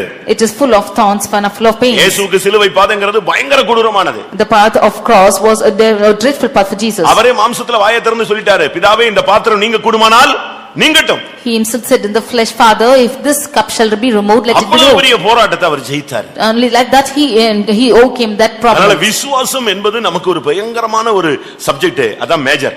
Faith is a major subject. மத்தெல்லாம் லாங்குவேஜ் ஆன்சிலரின்னு சொல்லிட்டு போயிட்டே இருக்கலாம். The next we can say of language and major ancillary. Subject இதுதான். This is the major subject. உங்களுக்கு பேர் என்ன, எனக்கு உங்களுக்கு பேர் என்ன? விசுவாசி. You are called as a believer. நம்ம போர்டே அது அப்படிதான் போட்டு வச்சிருக்கு. Our board is like this. அப்ப நாம் ஒரு விசுவாச வீரனாய் நம்ம நிக்க வேண்டிய ஒரு நேரம் இதான் வந்துருச்சு. Then this is the time when we have to stand as heroes of faith. மூன்றாவது போராட்டம் விசுவாசத்துக்கு வரும். The third struggle is the struggle of faith. விசுவாசத்தை விடும் பொழுது உன்னை அழகா வெளியே தூக்கிட்டு போய்டுவான். When you leave the faith, he will easily carry you out. யூதா 3ஆம் வசனத்துல பார்க்கும் பொழுது, When you read in Jude verse 3, பிரியமானவர்களே, நான் பொதுவான விசுவாசத்தை குறித்து உங்களுக்கு எழுத வேண்டும் என்று நான் கருத்துள்ளவனாய் இருந்தேன். Beloved, I wanted to write to you of the common salvation. ஒரு சாதாரண ஒரு விசுவாசத்தை பத்தி பேசணும்னு நான் நினைச்சிருந்தேன். I had thought of speaking about a common ஆனா salvation. கர்த்தர் என்ன சொல்றாரு? But what the Lord says, பரிசுத்தவான்களுக்கு ஒரு விசை ஒப்புவிக்கப்பட்ட விசுவாசத்துக்காக நீங்கள் தைரியமாய் போராட வேண்டும் என்று எழுதி உணர்த்துவது எனக்கு அவசியமாய் கண்டதுன்னு சொல்றாரு. he said that it was needful for me to write unto you and exhort you that ye should earnestly contend for the faith which was once delivered to பரிசுத்தவான்களுக்கு ஒரு saints. விசுவாசத்தை வச்சிருக்கிறார். He's got a faith for the saints. அது உன் கையில ஒப்பு கொடுக்கப்பட்டிருக்கிறது. Then that is given to your hands. அந்த விசுவாசத்துக்காக நீ தைரியமாய் போராடணும். For that faith you should boldly contend. நீ விட்டுவிடவே கூடாது. You should never leave it. அந்த விசுவாசத்துக்காக நீ தைரியமாய் போராடணும். And should earnestly contend for the faith. இல்லனா உன்னுடைய வாழ்க்கையில நீ லக்கை இல்லாவிட்டால் பரிசு பொருளை பெற்றுக்கொள்ள முடியாது. Or in your life you should not receive that mark nor your prize. விசுவாசத்தின் போராட்டம். This is the struggle of faith. அதே பவுல் சொல்றாரு தீமோத்தேயுக்கு, நல்ல போராட்டத்தை போராடுன்னு சொல்றாரு. That is the same Paul is writing to Timothy, you strive a good fight அதே of faith. Pavul தன்னை பத்தி சொல்லும் பொழுது நல்ல போராட்டத்தை போராடினேன் அப்படினு சொல்றாரு. Paul is saying about himself that I have fought a good fight of faith. முதலாம் தீமோத்தேயு 6ஆம் அதிகாரம் 11ஆம் வசனத்திலே, 1 Timothy 6 verse 11, இல்லாவிட்ட 12ஆம் வசனத்திலே, verse 12 is saying, விசுவாசத்தின் நல்ல போராட்டத்தை போராடு, fight the good fight of faith, இதற்காகவே நீ அழைக்கப்பட்டாய். for you have been called for this. இது மத்தவனுக்கு பண்ற பிரசங்கம். This is the message for the others. 2ஆம் தீமோத்தேயு 4ஆம் அதிகாரம், 2 Timothy chapter 4, அங்கே நாம் பார்க்கும் பொழுது, there when you see 7ஆம் வசனத்திலே, நல்ல போராட்டத்தை நான் போராடினேன். verse 7, it says that I have fought a good fight of மத்தவனுக்கு faith. மாத்திரம் பிரசங்கம் இல்ல, தன்னுடைய வாழ்க்கையில அவர் போராடி காண்பித்து ஜெயித்தார். He is not only preaching for the others, but he has overcome such a struggle in his இந்த life. பாதையில பாவத்துக்கு விரோதமாய் போராட்டம் வரும், போராட்டத்தின் மேல் போராட்டம் அதிகரிக்கும்.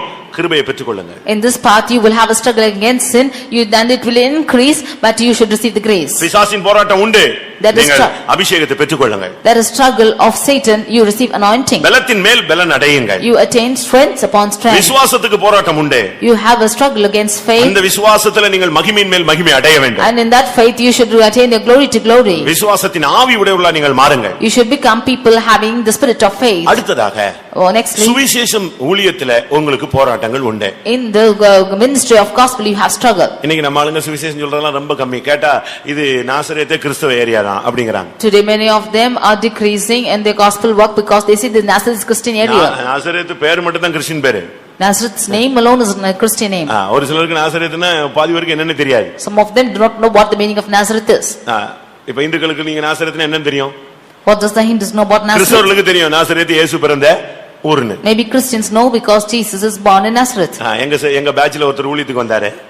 In our batch one person came to ministry. அவருக்கு சென்னையில இருந்து டிரான்ஸ்ஃபர் டு நாசரேத் அப்படினாங்க. And they said that he was transferred from Chennai to our Nazareth. பிறந்து வளர்ந்தது எல்லாமே Chennai. He was born and grown in Chennai. ஆனா இப்ப ஊழியத்துக்கு வந்துட்டு அவருக்கு டிரான்ஸ்ஃபர் டு நாசரேத்னாங்க. But after coming to ministry he was transferred to Nazareth. அவர் ஏன்ட்ட வந்தாரு. He came to me. இயேசு பிறந்த இடத்துக்கு என்னைய போடுறாங்க அப்படினாரு. Are they sending me to place where Jesus is born? பரவாயில்லையா, நீ இவ்வளவு ஆசையில தான் இருக்க. எருசலேமுக்கு மாத்திட்டாங்க உன்னைய. And he was with such a great desire to go near Jerusalem. அவருக்கு நினைப்பு தமிழ்நாட்டுல ஒரு நாசரேத் இருக்குன்னு தெரியாது. He never knew that there's a Nazareth in Tamil Nadu. ஆள் சொன்னா கண்டுபிடிச்சிருவீங்க, இங்க தான் ஊழியம் செஞ்சாரு. He was the one who was serving here only. ரொம்ப நாள் இங்க தான் ஊழியம் செஞ்சாரு. He served here for many days. இப்போ ஓட்டத்தை முடிச்சிட்டாரு, அதனால சொல்லலாம். Now he's finished his race, so I can say. இப்படி நாசரேத்னா என்னன்னு தெரியாதவங்க ஊழியத்துல கூட இருக்காங்க. So there are even servants of God who does not know who is Nazareth. நம்மில் अनेகர் சுவிசேஷம் சொல்றது இல்ல. கேட்டா இது கிறிஸ்தவ ஏரியா, நீங்க அப்படியே போய் சொல்ல போனாலும் ஏங்க நாங்க எல்லாம் கிறிஸ்தவங்க தான் போன்னு சொல்றான். Many of them are not interested going saying the gospel because even if you go and say the gospel they say we are Christians too. சுவிசேஷம் ரெண்டு வகைப்படும். Gospel is of two kinds. அது அவங்களுக்கு தெரியாது. They do not know. ஒன்று விடுதலையின் சுவிசேஷம். One is gospel of deliverance. அது என்ன? What is that? இயேசுவை அறிவிப்பது, இயேசுவின் மூலமாக உள்ள விடுதலை, ரட்சிப்பு. Declaring Jesus and the delivering through Jesus and இரண்டாவது salvation. சுவிசேஷம் பூரணத்தின் சுவிசேஷம். Second gospel is gospel of அதுதான் perfection. மகிமையின் சுவிசேஷம் சொல்றோம். That is gospel of glory. அதுதான் ஒரு மனுஷனை வருகைக்கு கொண்டு போகக்கூடிய சத்தியம். That is the truth taking a man in the coming of the Lord. அதனால தான் சில சபைகளுக்கு பேர் வச்சிருக்காங்க full gospel. That is why they have named certain churches as full gospel. பூரண சுவிசேஷம் சொல்லுவாங்க. Perfect gospel. ரெண்டு சுவிசேஷம் இருக்கு. There are two gospels. அதனால இன்னைக்கு நீங்க போய் தைரியமா சொல்லலாம். If you can boldly go and say. அவங்களுக்கு சொல்றது வந்து இயேசுவை சொல்றது இல்ல, இயேசுவின் மூலமா ஒரு பூரணம் இருக்குங்கிற பூரணத்தின் சுவிசேஷத்தை சொல்ல நாம் கடமைப்பட்டிருக்கிறோம். Not saying only about Jesus, but through Jesus there is an attaining of perfection. We are indebted to say that. இந்த சுவிசேஷம் சொல்லும்போது நமக்கு போராட்டம் உண்டு. When we say this gospel, we have struggle. நீங்க ஒரு ஊழியம், சின்ன ஊழியம் செஞ்சு பாருங்க, அதுக்கு போராட்டம் உண்டு. When you do a small ministry, you have a wrestling. 1 தெசலோனிக்கேயர் 1 Thessalonians 2ஆம் அதிகாரம் chapter 2 2ஆம் வசனத்திலே verse 2. வெகு போராட்டத்தோடு தேவனுடைய சுவிசேஷத்தை நான் உங்களுக்கு சொன்னேன். With a great struggle I have told the gospel to you. சுவிசேஷம் சொல்றதுங்கிறது ஒரு பெரிய ஊழியம். They are saying the gospel is a great ministry. இயேசுவை பத்தி சொல்றது உங்களுக்கு எல்லாருக்கும் சொல்ல முடியுமா? Can all of you say about Jesus? தைரியமா சொல்ல முடியுமா? Can you boldly say? உங்க ஃப்ரெண்ட்ஸ்ட்ட நீங்க போய் சொல்லுங்களேன். You go tell your friends. உங்களுடைய சொந்தக்காரங்க கிட்ட சொல்லுங்களேன். Go tell your relatives. நம்ம சொல்லுவோமா? Can we say? நமக்கு கோயிலுக்கு மட்டும் தான் ஒயிட் அண்ட் ஒயிட், மத்த இடத்துல நம்ம இத போடுறதுக்கு ரொம்ப வெட்கப்படுறோம். பைபிளை தூக்கிட்டு போறதுக்கு யோசிக்கிறோம், கிறிஸ்தவன் சொல்றதுக்கு யோசிக்கிறோம்.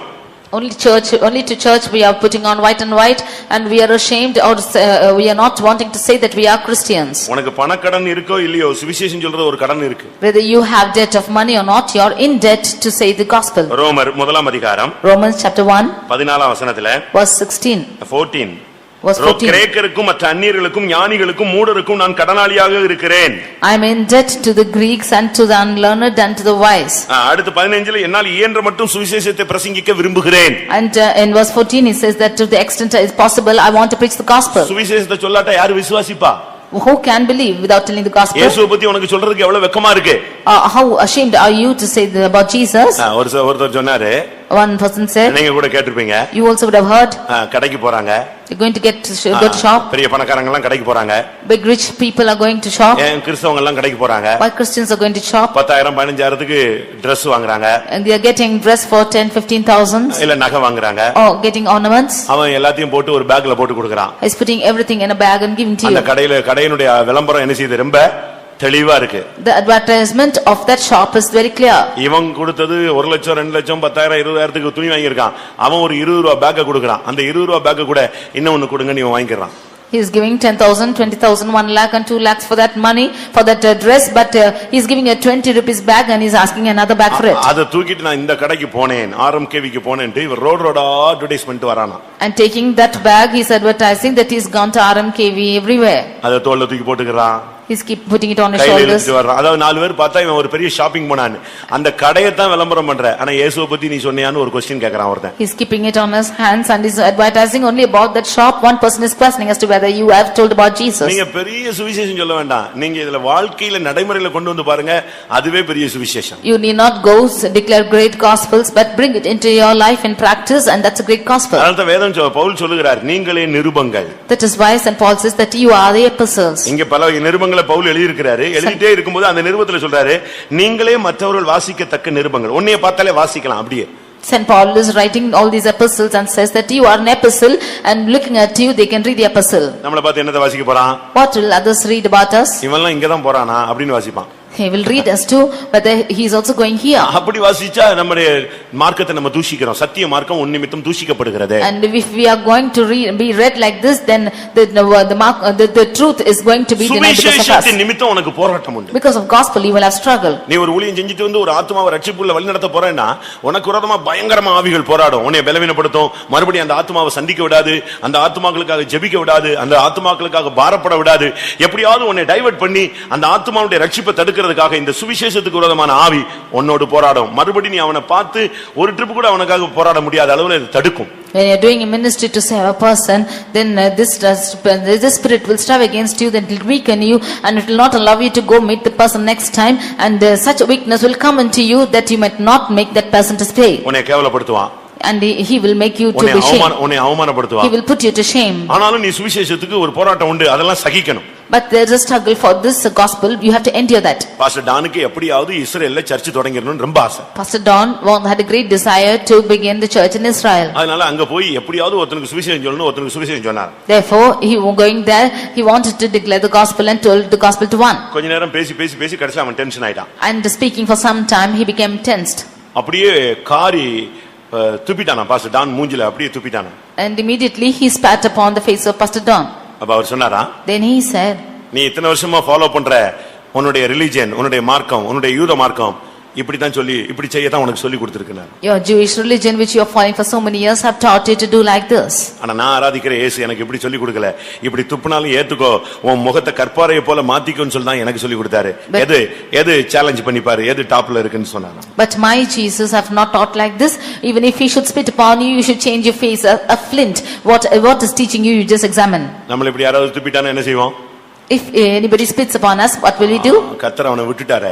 The Lord has left him. அவனை ஒண்ணும் பண்ணாம விட்டுட்டாரே. The Lord has left him without doing anything. அப்படிதான் சொல்லுவோம். That's how we'll say. நம்ம அப்படி இல்ல.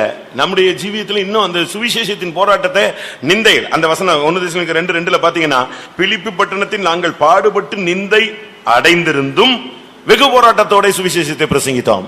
In 1 Thessalonians 2:2 we can see that we have endured a lot of sufferings in the land of Philippi and we are contending with that struggle. சுவிசேஷங்கிறது சும்மா இல்ல. No, we are not simply telling the gospel. Missionaries book எல்லாம் வாங்கி படிச்சு பாருங்க. You read the book of missionaries. நம்ம ஆளுங்க மிஷனரியும் போக போறது இல்ல, அப்போஸ்தல ஊழியத்துக்கும் போக போறது இல்ல. People will not go as a missionary, neither for the apostolic ministry. மிஷனரியில அவங்க எல்லாம் எவ்வளவு பாடுபடுறாங்கன்னு பாருங்க. See how much they are suffering in the missionary. ஒரு மிஷனரி தன்னுடைய மனைவியோடு ஊழியம் செய்தார். One missionary served with his wife. அந்த மனைவி ரொம்ப சிக் ஆயிட்டாங்க. That wife became very sick. அவருக்கு அவளை கொண்டு போய் பராமரிக்க முடியல. He could not go and take care of her. அதனால அந்த மலைவாழ் ஜனங்கள் மத்தியில ஒரு இடத்துல விட்டுட்டு ஒரு ஃபேமிலிட்ட கொடுத்துட்டு அவரு மலையை விட்டு கீழே இறங்கி அவளுக்கு ஏதாவது மருத்துவ வசதி செய்யலாம்னு சொல்லிட்டு மருந்துகள்லாம் வாங்கிட்டு போனாராம். Therefore, leaving her with the people in that mountain, he got down to get some medicines. அவங்க எல்லாம் இந்த காட்டுமிராண்டிகள். And they are all wild people. காட்டுமிராண்டி, கார்னிவல்ஸ். அவங்க எல்லாம் வித்தியாசமான இந்த மலை ஜாதி ஜனங்கள். They are mountainous people. அவங்க என்ன பண்ணிட்டாங்க? What did they do? இவங்க அவங்க விட்டுட்டு இவர் வந்துட்டாரு. Leaving them with those people, he came down. கஷ்டப்பட்டு மலையில இருந்து இறங்கி அவளுக்கு மருந்து எல்லாம் வாங்கிட்டு தேவைகள் எல்லாம் வாங்கிட்டு மேல போனார். And suffering hard, he came down getting medicines and her needs, he went up. போன உடனே அவங்க சொன்னாங்க, ஐயோ இவ்வளவு கஷ்டப்பட்டு ஏறி வந்திருக்கீங்களே, கஷ்டப்பட்டு வாங்கிட்டு வந்திருக்கீங்களே, சரி முதல்ல சாப்பிடுங்க, அதுக்கு பிறகு அவங்கள பார்க்கலாம்னாங்க.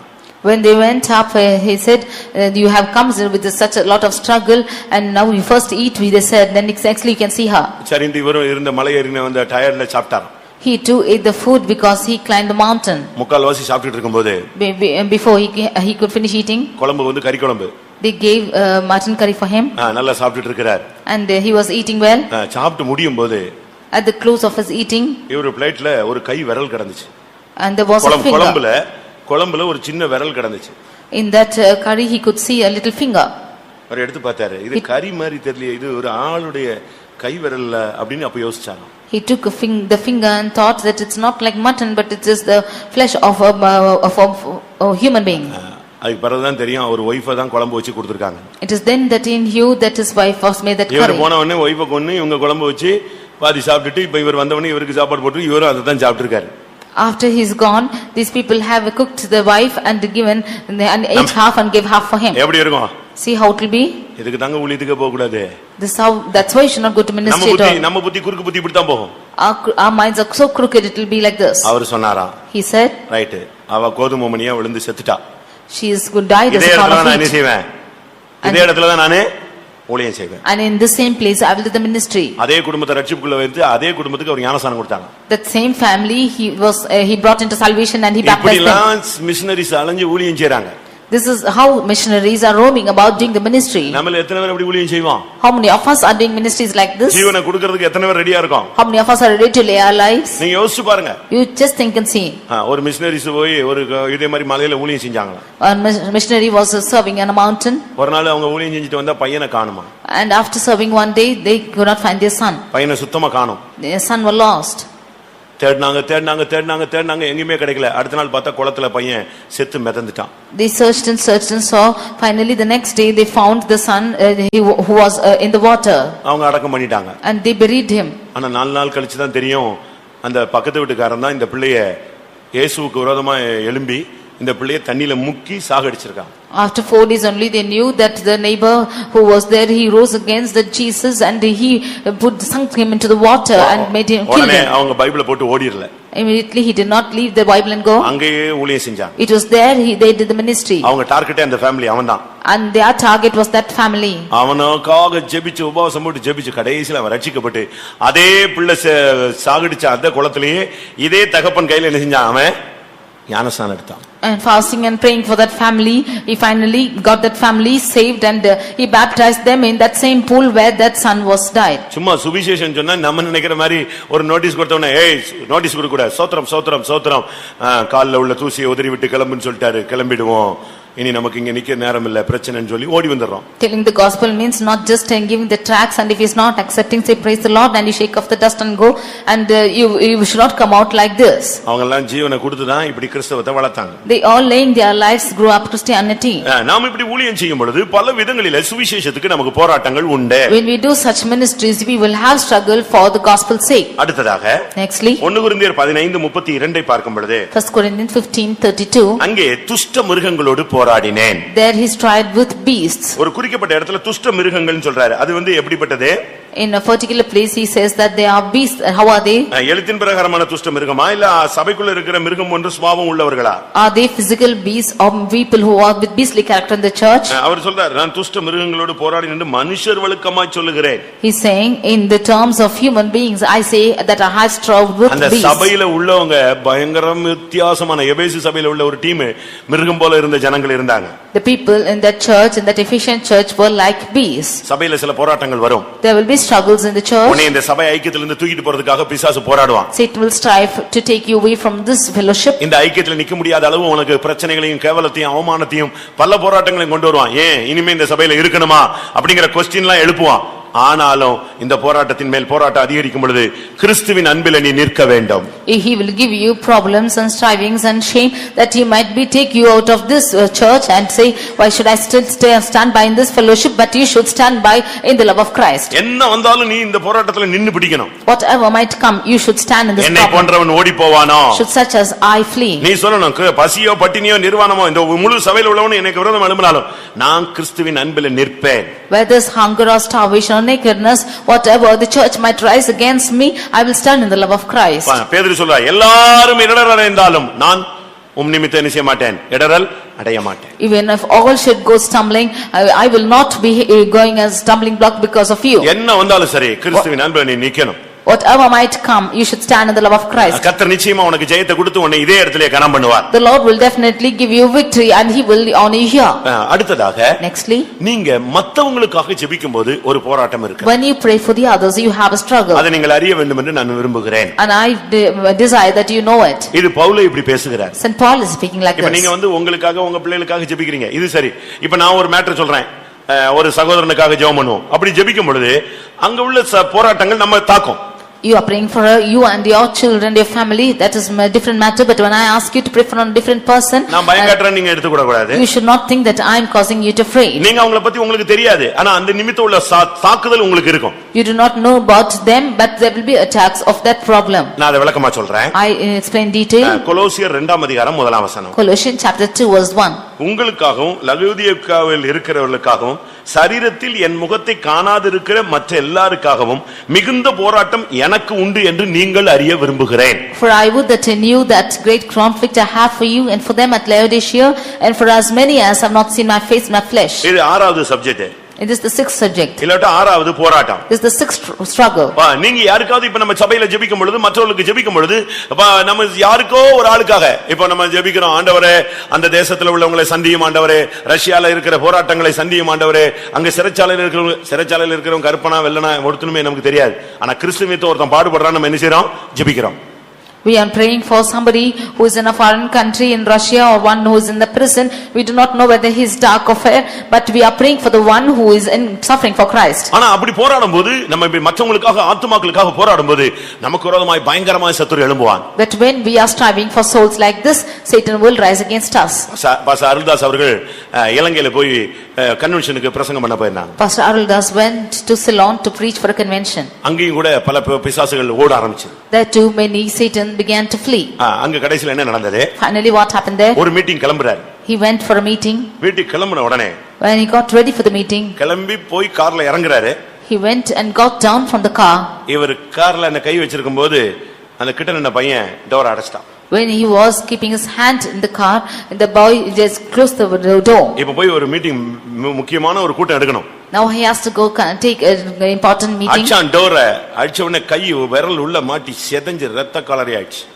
He closed the door and his hand got caught in that door and his hands were red. அவரால தாங்க முடியல அந்த வேதனையை. He could not bear the pain. அதோட கட்டு போட்டு கடைசில போய் அந்த கூட்டத்தை வேதனையோட முடிச்சிட்டு வந்தார். With all the bindings he went and conducted that meeting in pain. பயங்கர கஷ்டம். It was a great agony. எல்லா மீட்டிங் நல்லா இருந்துச்சு கடைசில இந்த மீட்டிங்ல பிசாசு நம்மள வேதனைப்படுத்திட்டானே. All other meetings were good but in this meeting Satan tortured me. மைண்ட்ல ஓடிச்சு. It went on in his mind. Why? எதற்காக? Why for? எப்படி இது வந்துச்சு? How did it come? உடனே பார்த்தாராம் அந்த டோர் அடைச்ச பையனை கூட்டி வரான்னு சொன்னாரு. And immediately he called the boy who just banged the door. நான் இறங்கிறதுக்கு கை வச்சு நான் கையை எடுக்கிறதுக்கு முன்னால டோர் அடைச்சிட்டானே அவனை கூட்டி வாங்க. He closed the door even before I could take off my hand. He bring him here. முழங்கால் போட்டு அவனுக்கு ஜெபிச்சாராம். And he prayed for him, making him to kneel down. ஆட ஆரம்பிச்சிட்டான். And he began to shake. நீ யாருன்னு கேட்டாராம். He asked us to who you are. நீ இந்தியாவுல துரத்துனது போதாது நீ இலங்கைக்கு வந்து விட்டாயான்னு கேட்டானா. He asked not sufficient. You have chased me in India. You have you come to Ceylon? அதனாலதான் உன்னை ஒண்ணும் பண்ண முடியலன்னு கையவாது அடிக்க முடிஞ்சதுன்னு அடிச்சேன். That is why I couldn't do anything, so I banged against your hand. எவ்வளவு கரெக்டா அடிக்கிறான் பாத்தீங்களா? See how exactly he is hitting. பிசாசு இப்படி எல்லாம் பண்ணுவான். Satan will do like this. அவனுக்கு உன் தலையை நசுக்க முடியாது, உன் குதிகாலை நசுக்குவான். He can't bruise your head, therefore he bruises your heel. அப்படிதான பைபிள்ல இருக்கு. That's how it said. நீ அவர் குதிகாலை நசுக்குவாய், அவரோ ஸ்திரீயின் வித்தானவரோ உன் தலையை நசுக்குவார். You will bruise his heel, but the seed of the woman will bruise his head. இது ஆதியாகமத்தில் சொல்லப்பட்டது. This is what said in Genesis. ரெண்டு வார்த்தை சொல்லிருக்கு. நீ அவர் குதிகாலை நசுக்குவாய். You will bruise his heel. ஆனா அவர் உன் தலையை நசுக்குவாரு. நசுக்குவார். But he will bruise your head. அப்படினா என்ன அர்த்தம்? It's what's the meaning? சிலுவையில இயேசு பிசாசின் தலையை நசுக்கினார். ஆனா இவன் அவரை சிலுவையில அடிச்சு தொங்க விட்டான். அதான் வேதனை. On the cross Jesus bruised the head of Satan, but he nailed him on the cross. That is pain. அதுதான் குதிகாலை நசுக்குறது. That is bruising the heel. சிலுவையில ஆணி அடிச்சு தொங்க விட்டானே இயேசுவே, அதுக்கு பேர் தான் குதிகாலை நசுக்குவது. He hanging Jesus on the cross, nailed him on the cross, that is bruising the heel. இவன் குதிகாலை நசுக்க முடிந்தது, ஆனா அவரோ தலையை நசுக்கினார். He could bruise the heel, but he bruised the head. ஆதியாகமம் 3 அதிகாரம் 15 வசனத்துல நீங்க இத பார்க்கலாம். Genesis 3rd chapter verse 15 you can see this. கடைசியாக Finally, ஜெபங்களில் போராடுதல். you should wrestle in prayer. முதலாவது பாவத்துக்கு விரோதமாய் நீ போராட வேண்டும். Firstly, you should wrestle against sin. இரண்டாவது பொல்லாத ஆவிகளுக்கு விரோதமாய் நீ போராட வேண்டும். Secondly, wrestle against evil powers. மூன்றாவது விசுவாசத்துக்காக நீ போராட வேண்டும். Secondly, wrestle against faith. நான்காவது சுவிசேஷ ஊழியத்தின் நிமித்தம் உனக்கு போராட்டம் வரும். Secondly, and fourthly, you will have problems against the ஐந்தாவது gospel. மனுஷர்கள் மூலமாய் சபைக்குள்ளேயே போராட்டங்கள் வரும். Fifthly, you will have problems with men in the church. ஆறாவது நீ மற்றவர்களுக்காக ஊழியம் செய்யும் பொழுது, உதவி செய்யும் பொழுது, இல்லாவிட்டால் நீ அவனுக்காக பாடுபடும் பொழுது, ஜெபிக்கும் பொழுது உனக்கு போராட்டங்கள் உண்டு. Sixthly, when you are praying or wrestling or helping the others, you will have problems. இது கூடிக்கொண்டே இருக்கலாம். This can keep increasing. இல்லாவிட்டால் முடிவுக்கு கொண்டு வரப்படலாம். Or it can be put to an end. கடைசியாக ஜெபத்திலே போராடுறது. Finally, you should wrestle in prayer. ஜெபத்திலே நீங்க அது ஒரு போராட்ட களம்தான். That is a war field. ஆனா நம்மில अनेகர் அப்படி ஒரு ஜெபிக்கிறதே பழக்கமே இல்ல. But many of us do not have the practice of praying like that. ஜெபத்திலே நீ மனுஷனோடும் தேவனோடும் போராடணும். You should wrestle in prayer with man and God. நீ கட்டுகிறது எதுவோ அது உனக்கு கட்டப்பட்டிருக்கும். What you are binding shall be bound to you. நீ கட்ட அவிழ்க்கிறது கட்ட அவிழ்க்கப்படும். What you are setting loose, its bond shall be set loose. நான் ஒரு இடத்துல ஒரு பிசாசு துரத்தும் பொழுது, one place when I was casting out a demon, இந்த கூடு விட்டு கூடு போய்வான்னு சொல்லுவானுங்க. that will cross from house to house. அதாவது இந்த பாடியில இருந்து இந்த ஜீவன் அந்த பாடிக்குள்ள வந்துரும். The life from this body comes into the next body. அப்படிலாம் உண்மையா இல்லையான்னு நம்ம கேள்வி கேட்டு அலைவோம். We will ask questions to whether it is happening or not. அப்போ ஒரு ஸ்பிரிட் வந்தது அப்படி. One spirit came in like this. அப்ப நான் கேட்டேன் நீ யாருன்னு? Then I asked, who are you? நான் அஸ்ஸாம்ல இருந்து வந்திருக்கேன். He said that I am come from Assam. யாரு நீ அஸ்ஸாம்ல இருந்து இவனுக்குள்ள எப்படி வந்தேன்னு? How can you come from Assam into him? நான் தான் மந்திரவாதின்னு சொன்னேன். I am the witchcraft, he said. அதுக்கு முன்னால தான் அந்த சகோதரி சொல்லிச்சு. And before that the sister said, ஒரு கோல் வருது. one rod is coming. இந்த மந்திரக்கோல் சொல்வாங்க இல்லையா? They said that the witchcraft's ஒரு rod. செம்பு வருது, ஒரு கலசம் மாதிரி ஒன்னு வருது. And he said that a vessel is coming. நாங்க எல்லாம் ஒரே ஜெபம், இயேசுவின் நாமத்தில் இந்த மந்திரக்கோலை எரிப்பீராக, சாம்பலாக்குவீராக. We were all praying that witchcraft rod should be put to ashes in the name of Jesus. நம்முடைய அறிவிலே இவ்வளவுதான் ஜெபிக்க தெரியுது, ஜெபிச்சாச்சு. This is how we not to pray, we prayed. கொஞ்ச நேரத்துல அந்த ஸ்பிரிட் வந்துச்சு.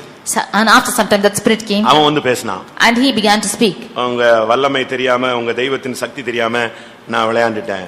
Not knowing the power of you or not the power of your God I have played. நான் திரும்பி போயிடுறேன். I will get back வாபஸ் வாங்கிடுறேன். and I will get it in reverse. ஆனா ஒண்ணு. But one thing. அந்த கோலை என்கிட்ட கொடுத்துறணும் நீங்க.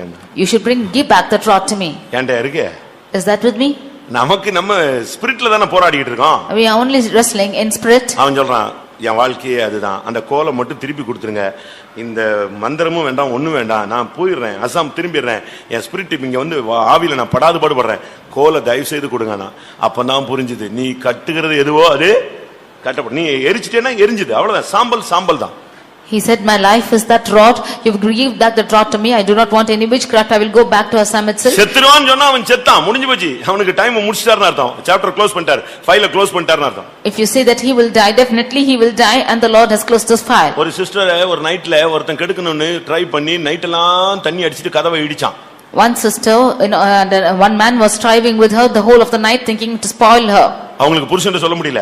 She could not tell her husband. பிள்ளைகிட்ட சொல்ல முடியல. She could not tell her பக்கத்துல உள்ள children. யாரையும் உதவி கூப்பிட முடியாத ஒரு கண்டிஷன்ல ஒரு கிரிட்டிக்கல் பொசிஷன்ல அவங்க சிக்கிட்டாங்க. In a critical position where she could not call any neighbors to help, she was caught. ஆனா எனக்கு ஃபோன் பண்ணாங்க. நான் இங்க தான் இருந்தேன். But she called to me and I was here. நானும் போய் உதவி செய்ய முடியாது. I can't go and help her. இங்க இருந்து 400 கிலோமீட்டர் நான் ஆவியில போக முடியும். Can I go in spirit to her? அங்க பிரச்சனையில சிக்கி அவங்க வந்து நெருக்கத்துல ஜெபிக்க நானும் ஜெபிச்சேன் அவங்களும் ஜெபிச்சாங்க. ஒரு 4 மணி நேரம் போன்ல செல்லுல போராடுறோம்.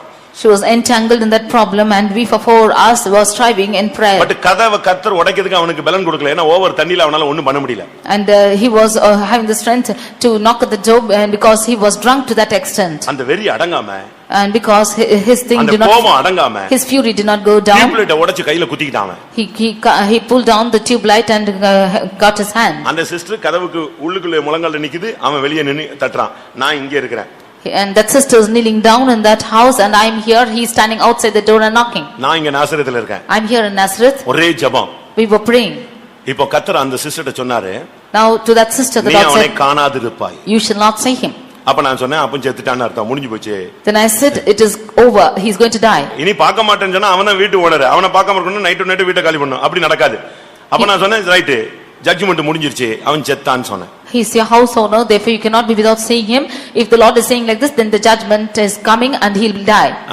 இவங்க காலையில கதவே திறக்கல. She did not open the door in the morning. 4:30 மணிக்கு அவன் போய்ட்டான். And he went off by 4:30. இந்த இடத்துல இருந்து மாடியில இந்த இடத்துல இருந்து அந்த இடத்துக்கு தாண்டி இருக்கான். He jumped from this corner of கையில the ஏற்கனவே stairs. டியூப்லைட் உடைச்சு குத்திட்டான் இல்லையா? blood போயிடுச்சு. Already he pricked himself with that tube light which is broken and the blood was gushing out. தண்ணி போதையில அடுத்தடுத்து குதிச்சான் இல்லையா? கால் மாறி கீழே விழுந்து அடிபட்டு காதுல ரத்தம் வந்து அங்கேயே மயங்கிட்டான். And he being fully drunk, he jumped up from the stairs and he fell down and there and the blood came out of his ears and he இவங்க fainted. காலையில 7 மணி வரைக்கும் கதவே திறக்கல. Till 7 she did not open the door. காலையில 7 மணிக்கு வந்து அந்த செத்து அந்த கிடந்தானே அவனுடைய தம்பி வந்து கதவை தட்டினான். Finally at 7 that brother of that boy man who was dead came and knocked the door. எங்க அண்ணனுக்கு என்ன நடந்துச்சுன்னு ஏதாவது தெரியுமா? Does anybody knows what happened to my brother? நைட்ல ஏதாவது இங்க ஏதாவது பிரச்சனை நடந்துச்சா? Was there any problem here at night? யாராவது வந்து எங்க அண்ணனை அடிச்சாங்களா? Did anybody come and beat my brother? தெரியலையே, ஒண்ணுமே தெரியலையே. He said I do not know anything. நீங்க ஏதாவது சத்தம் கேட்டுச்சா? Did you hear any noise? இல்லவே இல்ல, தெரியாது. நான் தூங்கிட்டேன். She said no, I don't know, I have slept. இல்ல அவர் ரொம்ப சீரியஸா இருக்காரு, நாங்க தூக்கிட்டு போறோம். And he said that he is very serious and carry them. சாயங்காலம் 6 மணிக்கு ஆள் அவுட், செத்துட்டான். That evening 6 that man died. நம்புறீங்களா? Will you believe? அப்படி அவங்க பார்க்கவே இல்ல. She did not see him at all. யாருக்குமே தெரியாது. Nobody knew. ஆனா நடந்தது உண்மை. But what happened was true. எதுக்கு இத சொல்றேன்னா, why I tell you this நீ is கட்டுகிறது கட்டப்படும். what you bind will be bound. அவிழ்க்கிறது கட்டவிழ்க்கும். What you let loose the bounds will be bound. நம்ம அந்த அளவுல ஜெபத்துல ஜீவனை கொடுக்கணுங்க. To that extent we should give life in prayer. ஒருத்தனை போய் ஒருத்தன் அடிச்சிட்டான், நீ அவனை போய் அடிக்கிற வேகத்தை எங்க காட்டு? ஜெபத்துல காட்டு. If one is beating another person, you show that speediness of that beating in prayer. எங்களுடைய போராயுதங்கள் மாம்சத்துக்குரியவைகள் அல்ல, அரண்களை நிர்மூலமாக்கத்தக்க தேவ பலமுள்ளவைகளாக இருக்கிறது. Our warfare is not that which is striving against this flesh, but it is the strength of God which is destroying the நம்ம task. எதிர்த்து பேசினா தப்பு. கிறிஸ்தவன் எதிர்த்து பேசிட்டாமா? If we have to resist and speak, it is wrong. தாறுமாறா பேச முடியாது. You cannot speak perversely. அடிதடி போட முடியாது. You cannot beat. நம்ம போய் முழங்கால் தான் போட முடியும். We can only kneel down. நீ சும்மா இரு, கர்த்தர் யுத்தத்தை தொடங்குவார், ஸ்டார்ட் பண்ணுவார். You be silent and the Lord will start your battle. ஜெபங்களிலே நீங்கள் போராடுவது. You should wrestle in prayer. ரோமர் 15:32 சொல்றாரு பவுல், நான் போராடுகிறது போல நான் ஜெபங்கள்ல போராடுறேன்னு சொல்றாரு. In Romans 15:32 St. Paul says that I have wrestled in prayer. ஜெபங்கள்ல அப்படியே நிப்பது, ஜீவனை கொடுக்கிறது. And standing in prayer and giving life like that. நீங்க உங்க பிள்ளைகள்ட்ட புருஷன்ட்ட எல்லாம் போராடிட்டு இருக்கீங்க, அது வின் பண்ணவே முடியாது. You are striving with your husband and children, that cannot win at all. உங்களை அள வச்சு வேடிக்கை பார்க்கிறது அவங்களுடைய சுபாவம். ஆனா நீ அழுதனா உன் கண்ணீரை துடைப்பது இயேசுவின் சுபாவம். It's his nature to make you to cry and see your tears, but to wipe your tears is the nature of Jesus. அன்னாள் சக்கலத்தி முன்னால அழுதுகிட்டே இருந்தா, பதிலே கிடைக்கல. Hannah was crying before her sister, but she did not have any reply. புருஷன் முன்னால அழுவா, அவன் சொல்லுவான், இல்ல இல்ல நீ சாப்பிடு, உனக்கு ரெஸ்டா வேணா கொஞ்சம் பங்கு தர்றேன்னு சொல்லுவான். அவ்வளவுதான் அவனுக்கு முடிஞ்ச கதை. She used to cry before her husband. He will ask to eat. I will give you the extra share. தேவனுக்கு முன்பாக போய் அழுதாள், கர்த்தர் அற்புதம் செய்தார். But she went and cried before the Lord, and the Lord made a miracle. ஜெபங்களில் போராடுவது ஒரு பெரிய கலை.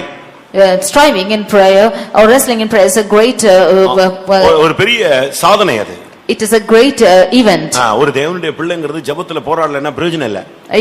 If a child of God does not strive in prayer, it's of no use. மீன் குஞ்சுக்கு எதுக்கு சொல்லி கொடுக்க வேண்டாம்? நீந்திரதுக்கு சொல்லி கொடுக்கணுமா? For the small fish, it's not needful for you to go ask to swim. மீன் தொட்டி வச்சிருக்கீங்களே, மீன் குஞ்செல்லாம் பொரிக்கும்போது பாத்துக்கிட்டே இருக்கீங்களே, அது நீங்க சொல்லி கொடுக்கறீங்களோ daily? You have the small fishes. இப்படி அடிலாம் சொல்லி கொடுக்கறீங்களா? அதுக்கு சொல்ல வேண்டியதில்லை. அது வெளியே குஞ்சு முட்டையில இருந்து வெளியே வந்த உடனே அது பாட்டுக்கு என்ன செய்யும்? நீந்தும். After it is hatched out of its egg itself, it will swim. அதுபோல ஒரு நல்ல ஊழியக்காரனுக்கு விசுவாசிக்கு முழங்கால் போடு, ஜெபி, கண்ணை மூடு, ஆவியில் நிரம்பு சொல்ல வேண்டியதில்லை. அவன் தானாவே கண்ணை மூடினாலே prayer life ஆவியானவர் இறங்கிடுவார். Like this, for a good believer or a servant of God, there's no need for him to be asking to kneeling down or close your eyes and pray. He will close his eyes automatically and pray. யோபு சொல்லுகிறார், போராட்டத்தின் மேல் போராட்டம் அதிகரிக்கிறது. Job says that indignations are increased. அதே யோபு சொன்னார், ஆசீர்வாதத்தின் மேல் ஆசீர்வாதம் வருகிறது. And that same Job said that blessings upon blessings are coming upon me. அப்படிதானே? இரட்டிப்பான ஆசீர்வாதத்தால் கர்த்தர் அவனை நிறைத்தார். And the Lord filled him with double fold of blessings. போராட்டத்தின் முடிவு நீ இரட்டிப்பாய் ஆசீர்வதிக்கப்படுவதாய் அமைய வேண்டும். The end of your problem that you should be double fold blessed. போராட்டத்தின் முடிவில் நீ இல்லாமல் போய் விட கூடாது. You should not be found without the end of போராட்டத்தின் முடிவில் நீ இரட்டிப்பான ஆசீர்வாதத்தோடு ஷைன் பண்ண வேண்டும். At the close of your problem, you should shine out with double fold blessings. உன்னோடு போராடினவர்களை நீ காண மாட்டாய் என்று ஏசாயா 41 சொல்லப்பட்டிருக்கிறது. In Isaiah 41 it is said that those who struggle with you, you shall not find. ஏசாயா 41:12 உன்னோடு போராடினவர்களை இனி நீ காண மாட்டாய். Isaiah 41:12 you can see that those who walked with you can be not saved. எத்தனை பேர் வாழ்க்கையில போராட்டத்தின் மேல் போராட்டம் அதிகரிக்கிறது என்று நீங்கள் துவண்டு போயிருக்கிறீர்கள். நீங்கள் துக்கப்படாதிருங்கள். இன்றைக்கு கர்த்தர் கிருபையின் மேல் கிருபையையும் மகிமையின் மேல் மகிமையையும் பலத்தின் மேல் பலத்தையும் கர்த்தர் இந்த கூட்டத்திலே உங்களுக்கு கட்டளையிட போகிறார். How many of you are wearied with the problems which are facing you today? In this meeting the Lord is going to give you grace upon grace, strength upon strength and glory upon glory. எனக்கு போராட்டம் அதிகரிக்கிறது போல கிருபையும் பலனும் மகிமையும் அதிகரிக்க வேண்டும், நான் ஜெயிக்க வேண்டும் என்று சொல்லுகிறவர்கள் கண்களை மூடுங்கள். As much as the problems are increased, the grace, the glory and the strength should increase. Those who desire like this, close your eyes. உனக்கு போராட்டம் என்கிற ஒரு பாதையில உன்னை கொண்டு வந்து நிறுத்தும் பொழுது கர்த்தர் கிருபையும் பலனையும் உன்னை நிரப்பி உன்னை நிறுத்துவார். When the Lord is bringing you to the pathway of problems, he will also fill you with grace and glory. கர்த்தருடைய பரிசுத்த நாமத்துக்கு மகிமை உண்டாவதாக. Glory be to the holy name of the Lord. போராட்டத்தின் மேல் போராட்டம் அதிகரிக்கட்டும், ஆனால் இதுவேளுக்கு மத்தியிலே கிருபையின் மேல் கிருபையும் அதிகரிக்கட்டும். Let indignations keep on its increase, and above this the grace upon grace will increase. போராட்டத்தின் மேல் போராட்டம் அதிகரிக்கட்டும், மகிமையின் மேல் மகிமை அடைந்து மறுரூபம் அடைவோம். Let the problems increase upon its increase, and we will attain from glory to glory. போராட்டத்தின் மேல் போராட்டம் அதிகரிக்கட்டும், நாம் பலத்தின் மேல் பலன் அடைந்து தேவ சந்நிதி நோக்கி பயணப்படுவோம். Let the problems keep on its increase, but let us go on from strength to strength to the presence of ஒன்றை God. சத்தியத்தை நீங்கள் புரிந்து கொள்ள வேண்டும். One thing you should understand the truth. நீ போராடுகிற அந்த விசுவாசத்துக்கு ஒரு பயங்கர பயிற்சி, ஒரு பரீட்சை உண்டு. Unto the faith that you are struggling, that is a great struggle. எந்த போராட்டம் வந்தாலும் விசுவாசத்தை நீ விடக்கூடாது. Whatever problem might come, you should not leave your faith. எந்த போராட்டம் அதிகரித்தாலும் விசுவாசத்தை நீ காத்துக்கொள்ள வேண்டும். Whatever problems may on its increase, you should keep your faith.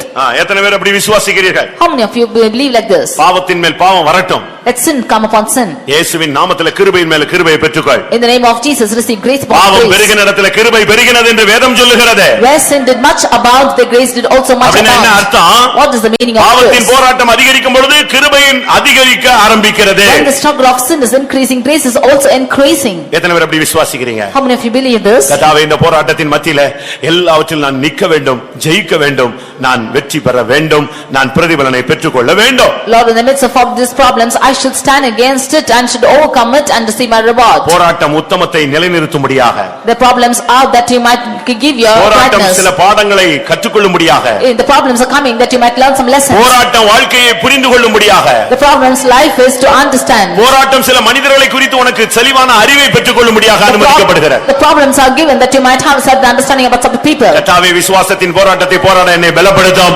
Lord, help me, strengthen me that I might strive. பொல்லாத ஆவிகளோடு போராட என்னை பலப்படுத்தும். Lord, strengthen me that I might strive against துஷ்ட evil thoughts. மிருகங்களோடு போராட என்னை பலப்படுத்தும். Lord, strengthen me to strive against beasts. மற்றவர்களுக்காக ஜெபத்திலே போராட என்னை பலப்படுத்தும். Lord, strengthen me to strive in prayer like the others. ஆமென். என்ன போராட்டம் வந்தாலும் கிருபையை அதிகரித்துக் கொண்டே வாரும், நான் நிற்பேன், ஜெயிப்பேன். Whatever problem might come, I shall be increasing upon grace and overcome.